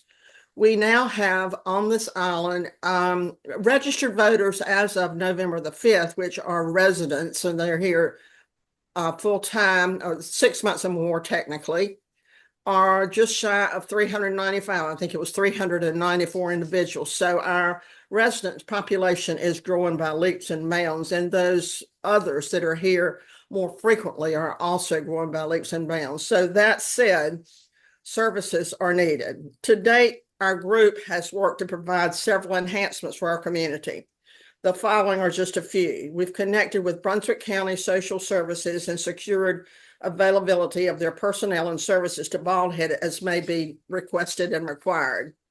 We've secured private service providers willing to service Bald Head Island for all needs and levels of in-home care and services needed around the home.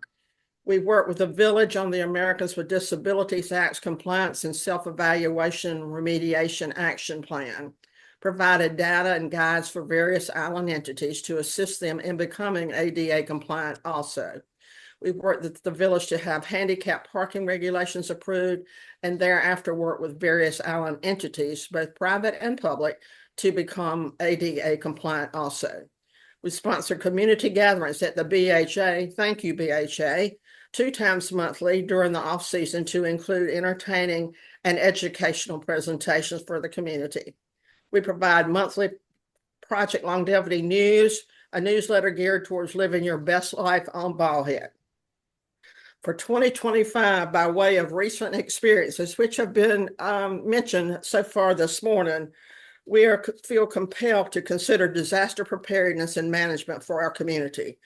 To be succinct, we're not always fortunate enough to be able to tie down a lawn chair, grab a bag, and head for the hills. Those living, working on, or visiting Bald Head Island must know how to endure the unthinkable. While still in the works, Project Longevity recognizes that FEMA, the state of North Carolina, the Regional Disaster Management Team, and Brunswick County have all adopted within the last 12 or so months emergency preparedness and management plans, which include needs of those particularly ages 55 and up. This and all it may entail will be Project Longevity's main focus for 2025 and beyond. We consider all measures to protect our beautiful Bald Head Island environment, and we should do no less for the members of our Bald Head Island community. Many members of the Bald Head Island community are working with Project Longevity. And if you are not one, like Cam, we solicit your participation. We now have a website up and running, and although it is still undergoing a little bit of creative work, it is at www.projectlongevitybhi.org. You will also be able to find there, hopefully today, their annual report from 2024. And I think you will find that of particular interest, especially since we had to sadly cancel our annual meeting yesterday. Please find the email address, sign up to get your copies, and let us know if you would wish to join this effort. Everybody deserves a chance to have a good and quality community, not only with our infrastructure, but also with the needs of the residents as well. Thank you very much. Appreciate it. Your time, Christine. Thank you, Gail. May I ask, have you selected a new time for your meeting as of yet? No, we have not. We have not been able to get together to do that, but we will do so and appreciate the opportunity as usual for y'all to post it for us. We will do. And I just wanted to let you know that, as you know, we do have an ADA compliant handicap parking sign in our parking lot. Right. And encourage all the other island entities to make sure that they have, adequate to the amount of parking they have, because we do have a rising number of people of a certain age, and they would appreciate that. So yeah, I would like to, if you don't mind, point out the fact that most people who have a handicap issue, it's not visible.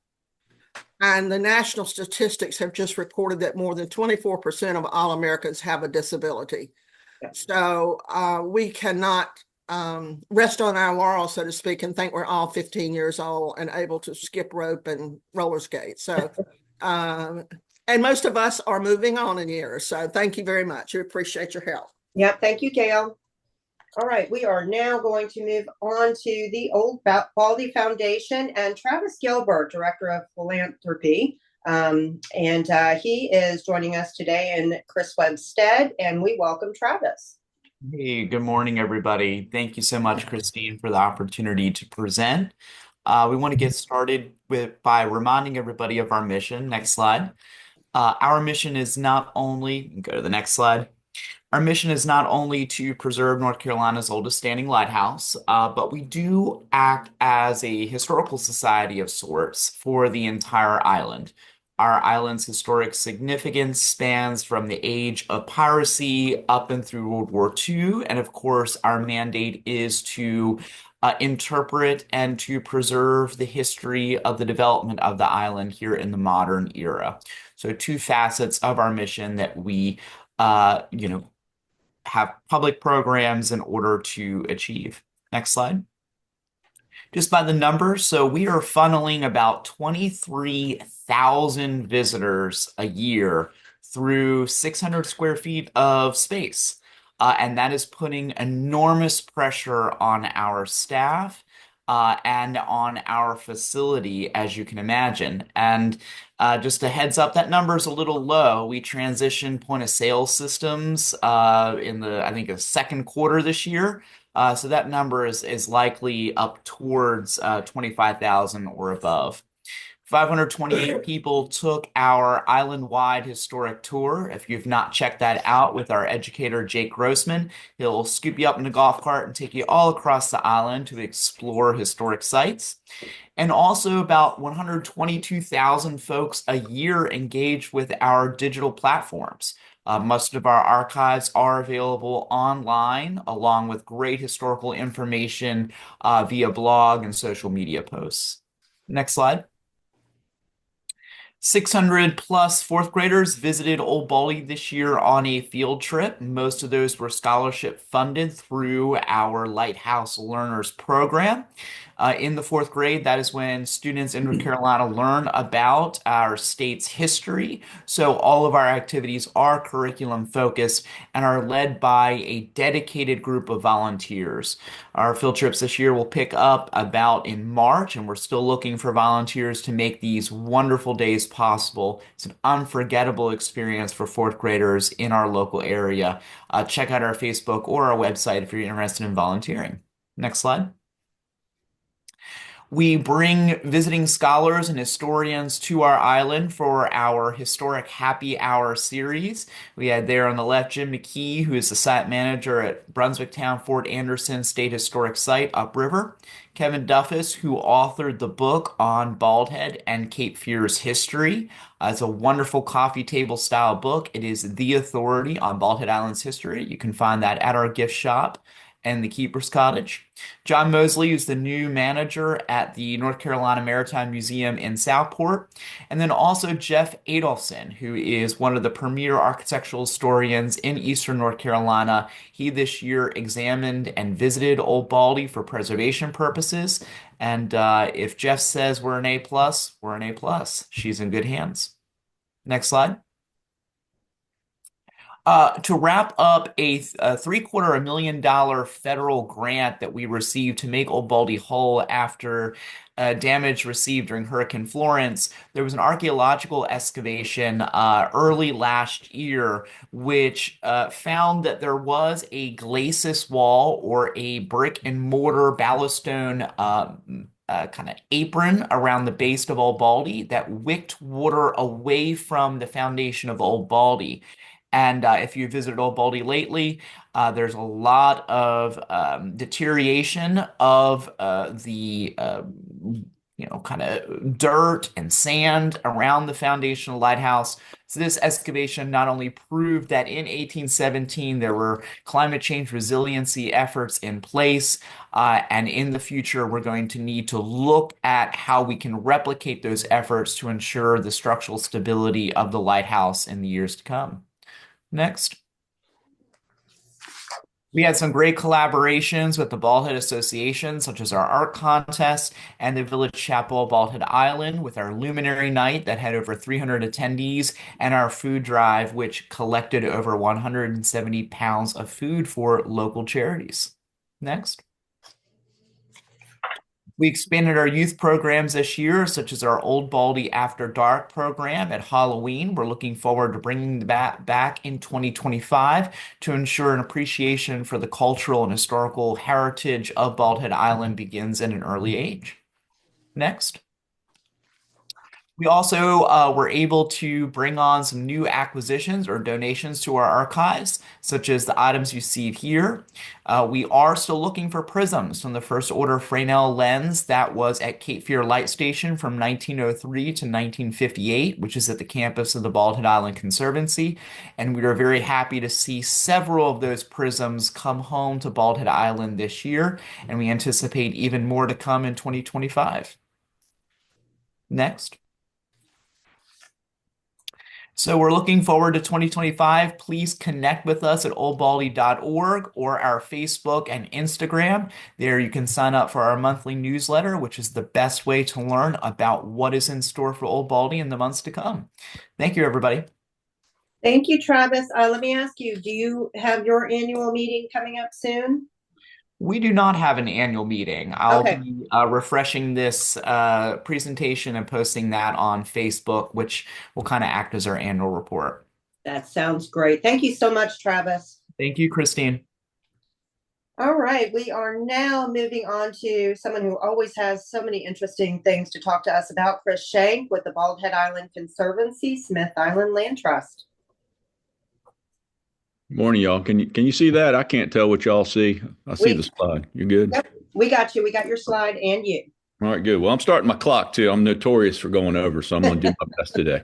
Yeah, it's obviously not as much fun to do this through a little screen as it is to be in person, but there's a lot of things we learned in 2024. I guess I've been doing this since 2016, and the staff I have right now is fantastic, and the amount of work that we do, it's way bigger than just our sea turtle program. Obviously, a lot of people know us for that, and that's definitely important. But I do want to talk about a few other things, and that I say this every time I get a chance to give a presentation, that we includes all of us. Everybody on this call is part of that we, and I want y'all to know that. It's not just us versus you, or we're all in this together, and we care about the island just as much as everybody else does. So next, please.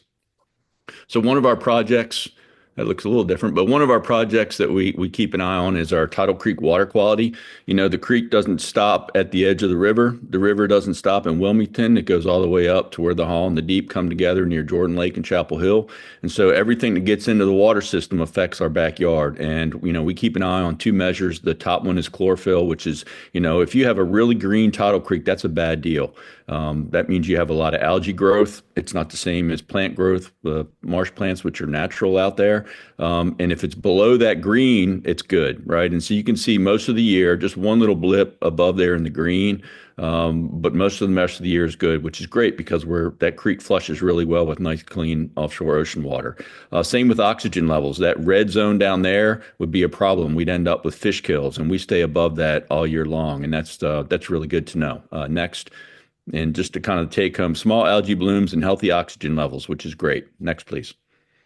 So people want to know, why did it stay flooded so long for a couple of areas around the island? So one of our projects is looking at groundwater. Surface water flooding is connected to groundwater. If the groundwater table is full, there's nowhere for the surface water to go. We are essentially a small bowl. We have dunes around us that will hold water in, which is great because it holds the ocean away during storm surge, but it also holds water in. Well, we had what we call potential tropical cyclone 8. It didn't meet the full criteria for getting a regular name. And you can see we had about 12 inches all at once on that one day, but we had almost 20 inches in just a short period of time. Next, please. And so one part of our studies are looking at groundwater levels all across the island. And so the green is kind of the water table was up a little bit in October from September, and the yellows and little orange means it was up a lot. So next, please. So the water table was about 3 to 4 feet higher, even 1 month after the storm. In some lower areas, it's kind of off of Everteach and then along South Beach. Right, next, please. And so that's going to lead to persistent flooding. There's just nowhere for that groundwater to go. If the water table is full, essentially the surface water you're flooding is connected to the groundwater. So if the surface water is not going anywhere, that's telling you the groundwater table is full. And the only way that water gets off the island, it has to flow underground into the ocean. And salt water is more dense, which means freshwater water has to flow over top, and it is not just going to flow out continuously. Okay, so we're just going to end up with that. So next, please. So, storms don't require formal names to cause problems, which is important. And understanding where we have issues and where we will continue to have issues is one of our big projects. Next, please. Another thing we've been involved with for a long time is our white-tailed deer population. So we do a couple of surveys every year, and our fall camera census is is the best one because we actually get fawns in our cameras. You can see we have 221 deer, which is up from 28% just from last year. It's up 53% since 2020, when the last time the immunocontraception project was happening. That immunocontraception is wearing off. But one other thing I want to point out: the density of deer. The recommended level for our type of system is 15 to 17 per kilometer squared, and we're actually at 28. And part of that's not just the deer number. We've also lost habitat as the island has grown in recent years. And so the village set a 200 number. That light blue Carolina blue line of 200 was our target, but it probably is a little less than that. Just because we've lost some habitat through the year. So next, please. And this just kind of shows that we're up to 50 fawns now. It almost doubled from last year. And that's a significant thing. The immunocontraception is wearing off. And so deer are really good at reproducing. Next, please. So there you go. We're going to probably need some herd management likely in the near future, and that'll be a village decision on how we approach that. Next. All right, sea turtles, we had a low year after a good 5-year run. You can kind of see it in the green there. The gray and the black represent false crawls, which were turtles come up but don't lay nests, and the black is the number of nests we had. But we still had a really good season because we didn't have any predation by coyotes or foxes or anything, and our moms were just excellent this year. And we also managed to keep away from storms for a while. Next, please. One of the cool things that we did was satellite tag again, and we watched some of our turtles go up and down the East Coast. And one of our turtles at the end of the year didn't go north like mostly. This one actually went around the coast of Florida and the west coast of Florida and sat there for a few hurricanes. So they're pretty tough. The hurricanes that hit West Florida didn't mess with it too much. Next, please. So there you go. Mother Nature is fickle. Next. Shorebird nesting. I'm going to scroll through this pretty quick. Next, please. Yeah, we've had some least terns and Wilson's plovers showing up, and that's really cool to see. It just, but our protection efforts are working too. Next, please. Wildlife responses. We got the most calls ever. 250 wildlife calls that we answer. A lot of them we take birds over to Seabiscuit over in Oak Island, but you can see the different. A lot of birds. Keep calling us. Next, please.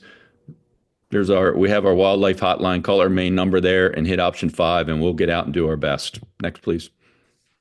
I did want to just talk about this real quick because we had part of the Coastal Sustainability Center that we've been working on. We had Kimmy Hansen from UNC Chapel Hill that did a project, and she wanted to see if we go with the level of build out that we see now, which Christine mentioned, I think 17 certificate of occupancies this year. If you project that level out, at what point do all the lots being filled? And those red squares are roof lines in place of where forests are now. So when that system gets built out, that area in the center of the island will be rooftops. And so next, please. So how much are we talking about? We could lose about 185 acres of forest to roof lines if we go to full build out. That's substantial. Those red squares are really interesting. I do want to caution, I know Chad used the word tinderbox. I do want to caution people though.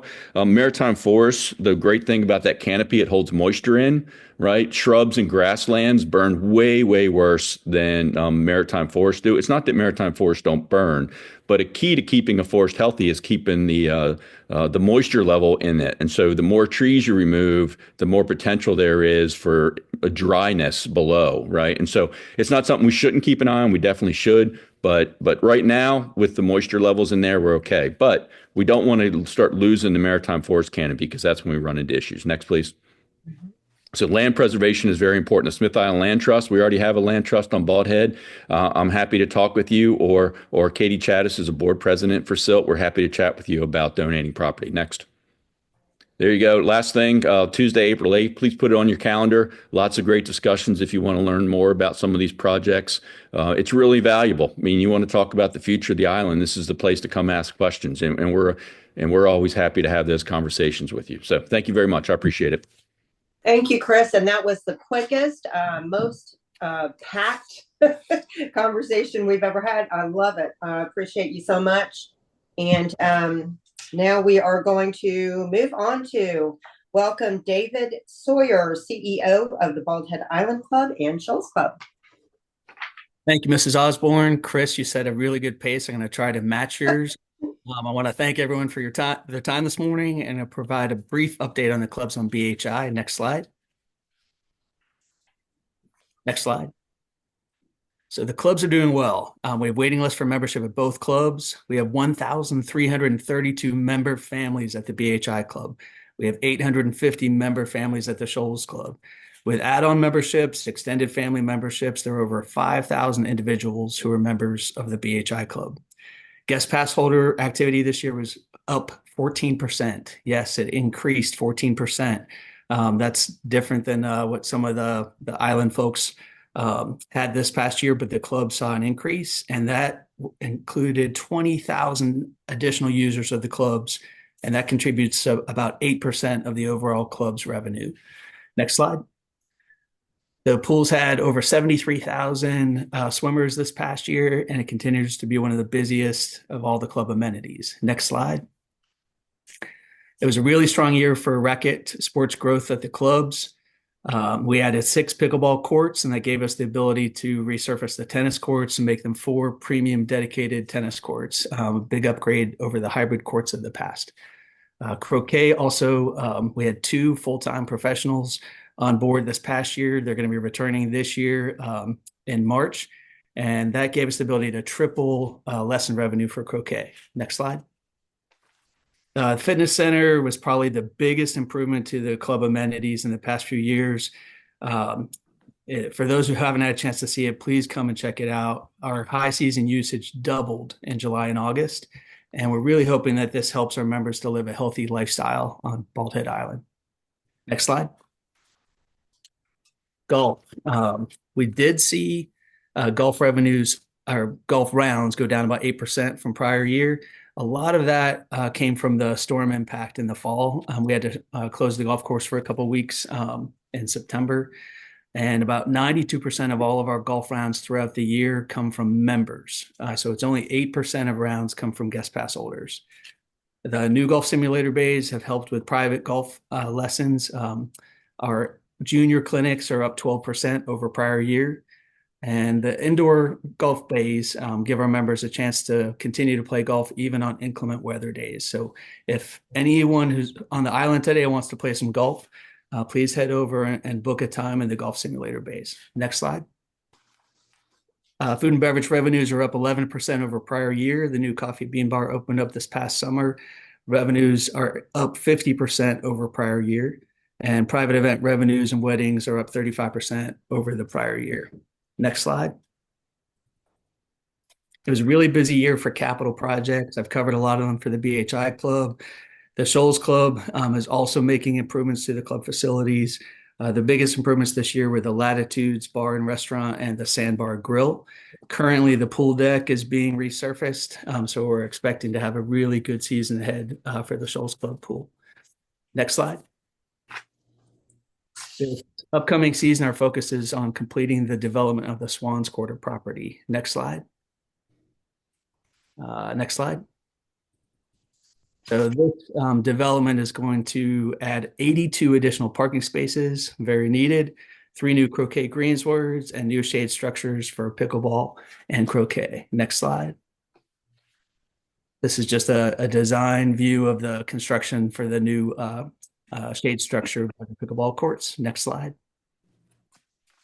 Shoals Club property. We're currently working with CAMA on getting a permit to increase our sandbag revetment on that property, but we're also looking ahead to the future, and we're developing a master plan for future Shoals Club amenities on the high elevation lot inland to the north of the Shoals Club. So ultimately, if we flash forward into the next 5 to 10 years, we'll see Shoals Club amenities up on the higher elevation site. Next slide. So finally, just a quick thank you. We hope as the clubs grow and improve that we continue to enhance the lifestyle and property values for all of our members and for the stakeholders on BHI. And a quick shout out, I just want to thank Mrs. Osborne and Russ Curtis, the interim director. Mrs. Osborne and Russ have both done a great job of working very closely with the clubs on BHI, and we appreciate their partnership and support. Thank you, everyone. Thank you, David. Thank you so much. Okay, so thanks to all of our presenters. I'd ask everyone to give them a round of applause, but let's just do that kind of virtually. I can't hear you, but I'm sure you're doing that.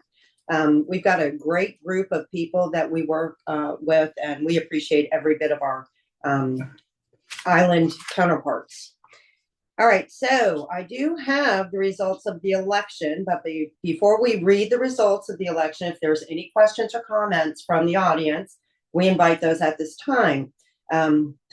This reads if you are joining us remotely, but I will just say, since you are all joining us remotely, if you would, please click on the raise hand in the chat to ask a question. We'll call on you.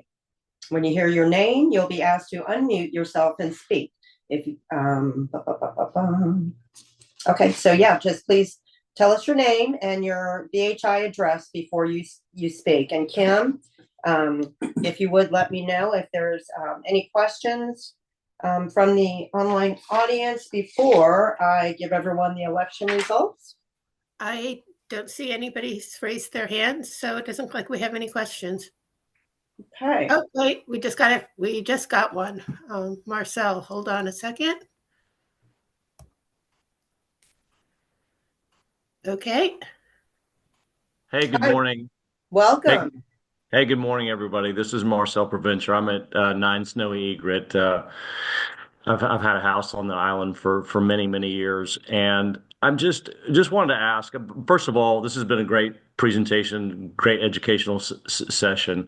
I don't often get a chance to listen in on these, and this has been very, very good. You guys have run a great meeting today. First of all, secondly, I just want to kind of understand.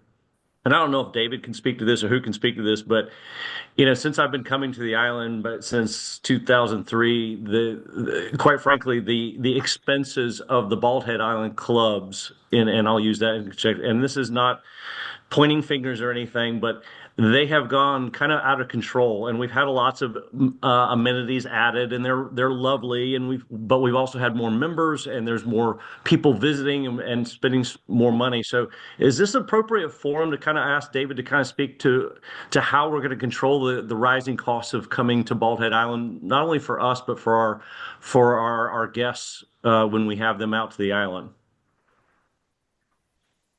Do we still have David Sawyer? And Yeah. Okay. I'll just jump in and say I think that's probably a great discussion for me to have with you offline, since this is for the BHA and for all of the residents of the island, some of which aren't members of the club. I will say the club is a not-for-profit entity, so any extra money that the club produces on an annual basis all goes into paid debt service and established hurricane contingency funds, and is invested back into the club with amenities. So the club's not a profit business, and I'm happy to talk to you about specifics with the BHI Club and Shoals Club separately. Fantastic, David. Love to have that conversation. Thanks. Sure. Great, and thank you for your question. Thank you, David. Okay, Kim, do we have anyone else? I do not see anybody else right now. Okay, going once, going twice. Okay. Well, I am very happy. We do have one question that just popped up. Please. Sorry.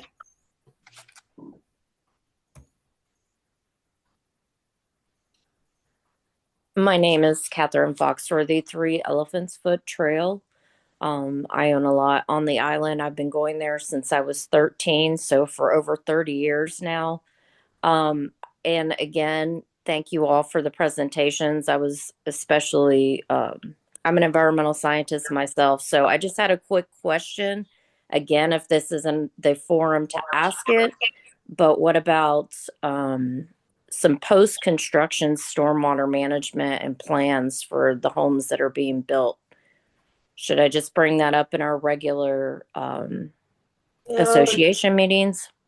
Yeah, certainly you could bring it up with us. I think that is more something of what the village would have a hand in. Okay. And I can tell you, Chris McCall is very welcoming and would be happy to have a conversation with you about that. He is not with us today. Okay.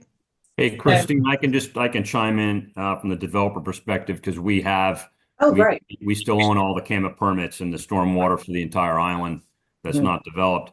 And we have excess stormwater BUA permit diversity across the island, in so much as where the Southern Living Home community was designed, that area, basically all that north, the Shoals Club, the stormwater and the design for that was actually for 500 condominium type units to include an 8-story, 100-room hotel on the beach.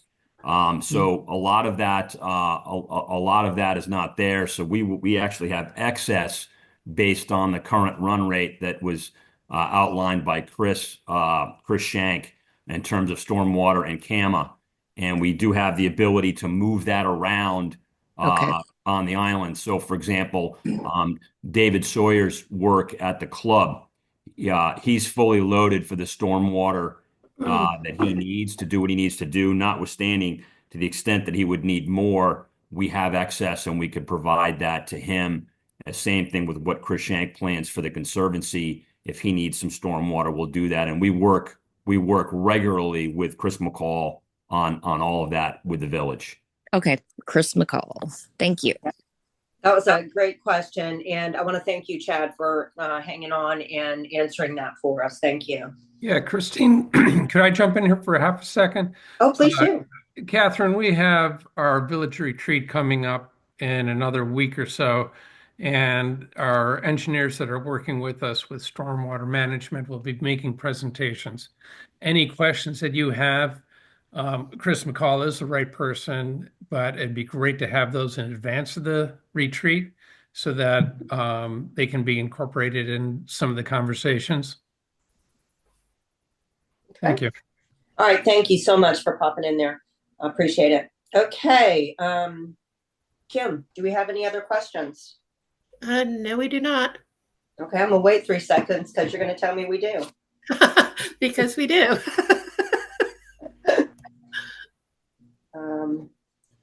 Okay. Hey, Christine. Yes. Todd Lonker, 17 Dowager. I might be popping up as Vicky Lonker. I don't know. You are welcome, Todd. What can I do for you? I have a question, and I don't know if this goes back to, it may have been the mayor that was talking about this, and that we are partnering or reached out to the North Carolina Conservation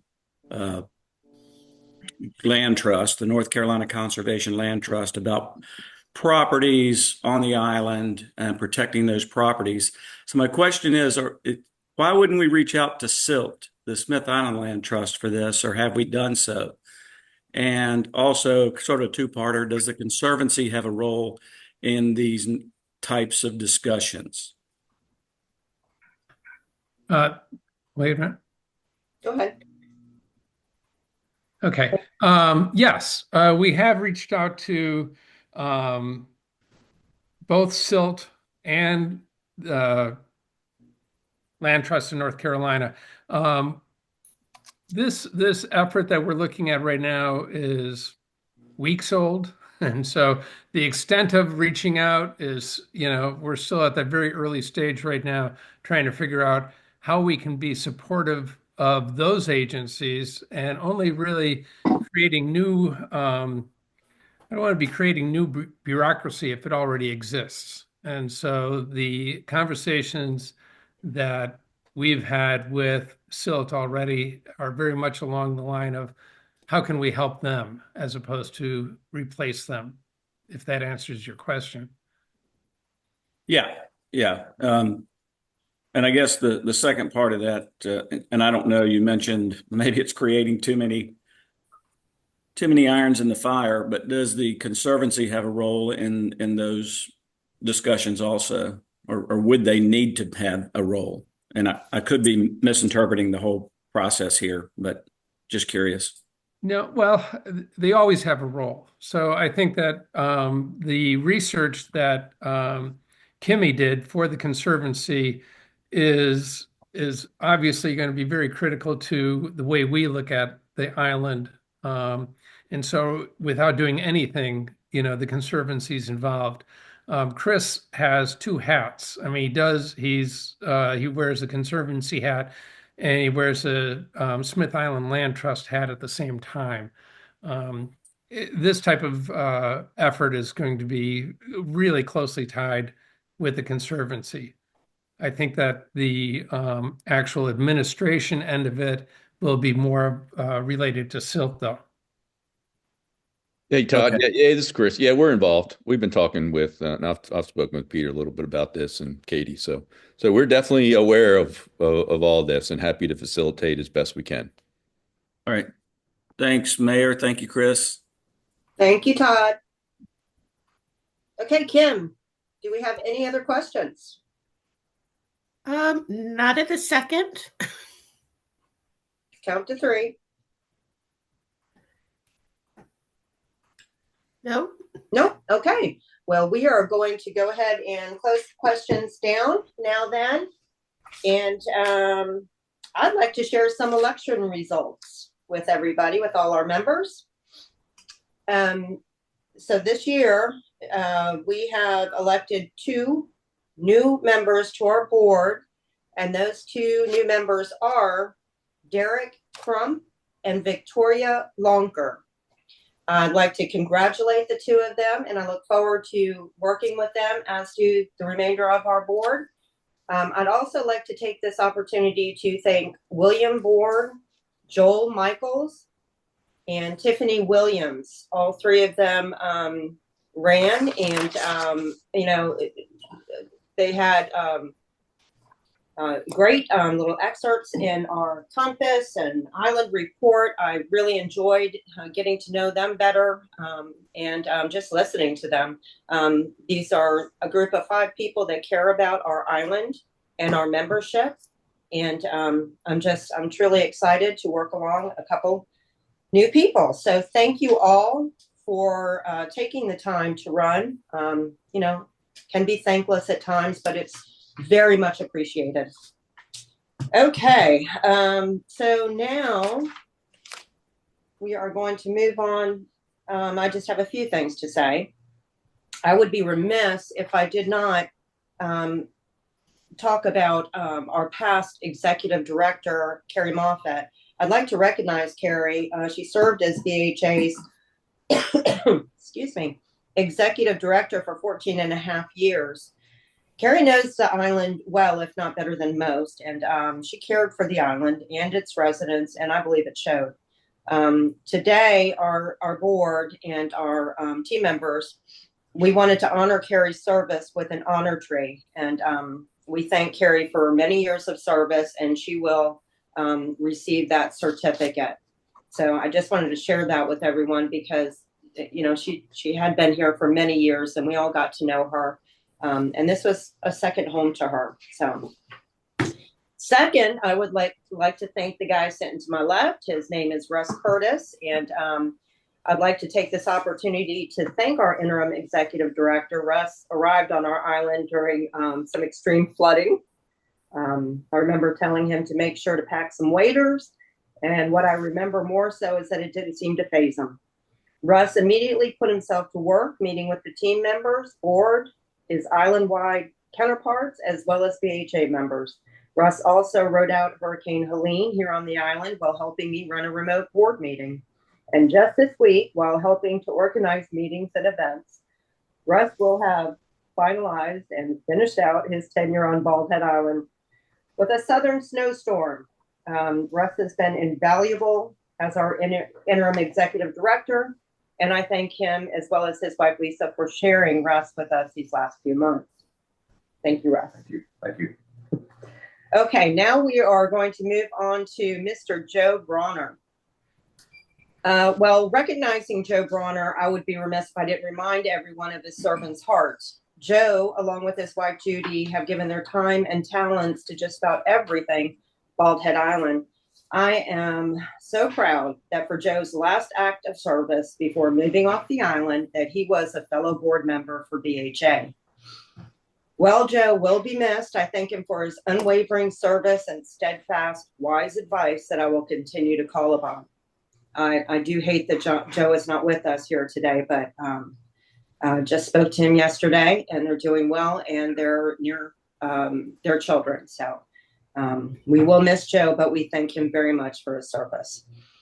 John Kinney. John is leaving us after several years of service, and not just several years of service, but multiple areas that he served our community. While heavily involved in ARC, John also chaired Operation Relief Forest, where he worked long and hard to ensure its success. With all of his time and talents that he has given to the BHA over the years, John, along with his wife, Elizabeth, have earned some downtime relaxing on their boat. The board thanks John for his many years of service and look forward to still communicating with him in the future. He's already texted me to tell me he would help with something. So you're supposed to be relaxing. Okay, so right there, you all can see that both Joe and John are both going to receive an honor tree as well. I should be handing these to them in person, but I am not. But you all can see exactly what they look like. So we look forward to that. Thank you both. Okay, I've got one more bit of news I would like to share with everyone before we depart. This is pretty fresh news, and I am beyond excited that I'm able to share it with you all today. Over the last couple of months, we've embarked on a nationwide search to identify a highly capable, true professional and leader to become the executive director of Bald Head Association. The search committee worked very closely with our retained search firm, Coughlin, Keebler, and Wallace, specifically with Brad Becht and Kurt Keebler, reviewing qualifications and backgrounds on several potential candidates, along with significant time spent on face-to-face interviews with 3 excellent candidates. We invited 2 top candidates back for a full day of second interviews where they had a chance to interact with our interim executive director, Russ Curtis, our team members, the club CEO, David Sawyer, and the village manager, Chris McCall. Once the search committee's work was completed, we unanimously agreed to extend the offer to 1 candidate. Therefore, I am thrilled to announce that Douglas Jones has accepted the position of executive director with our association. Douglas comes to us after many years of experience managing several large-scale communities, including Sun City Hilton Head and Palmetto Bluff Resort. In addition to his executive-level background in engineering experience, Douglas plans to come on board at the association around March 3rd and hopes to come to the association a few times before his official start date, as he wants to bond with the staff, as well as look for housing in the area with his family. I am very excited we were able to attract someone with the talent and experience that Douglas possesses. He is thrilled to join our association. We believe together we can make it one of the premier associations on the Atlantic coast. Lastly, I want to personally thank all of the members of the search committee for their hard work and many hours of sacrifice during this process. We all approached our duties very seriously, befitting a process of so much importance to the future of our association. The committee was comprised of Slaughter Fitzhugh, Elizabeth Robinson, Betty, Suzanne O'Brien, Steve Smalley, and myself. And I would be remiss if I did not recognize the significant efforts of our interim executive director, Russ Curtis, who spent countless hours as ex officio on the committee to ensure a smooth and efficient process with well-informed candidates. Again, I thank the committee for a job well done. I invite you to personally thank them for their hard work when you see them. They did a tremendous service for us all. I look forward to each of you meeting and getting to know Douglas upon his arrival to the association in March. Thank you for your support of the association and for our great staff during this transition period. And I am thrilled that, and I believe Douglas Jones is listening in. I just wanted to mention that. I am thrilled to have been able to make this announcement today. And just thank you all so much. I think this was a stacked and packed meeting today, full of rich information to benefit all of our members. And I appreciate you all taking a good portion of your day to hang out with us and listen and learn a little bit.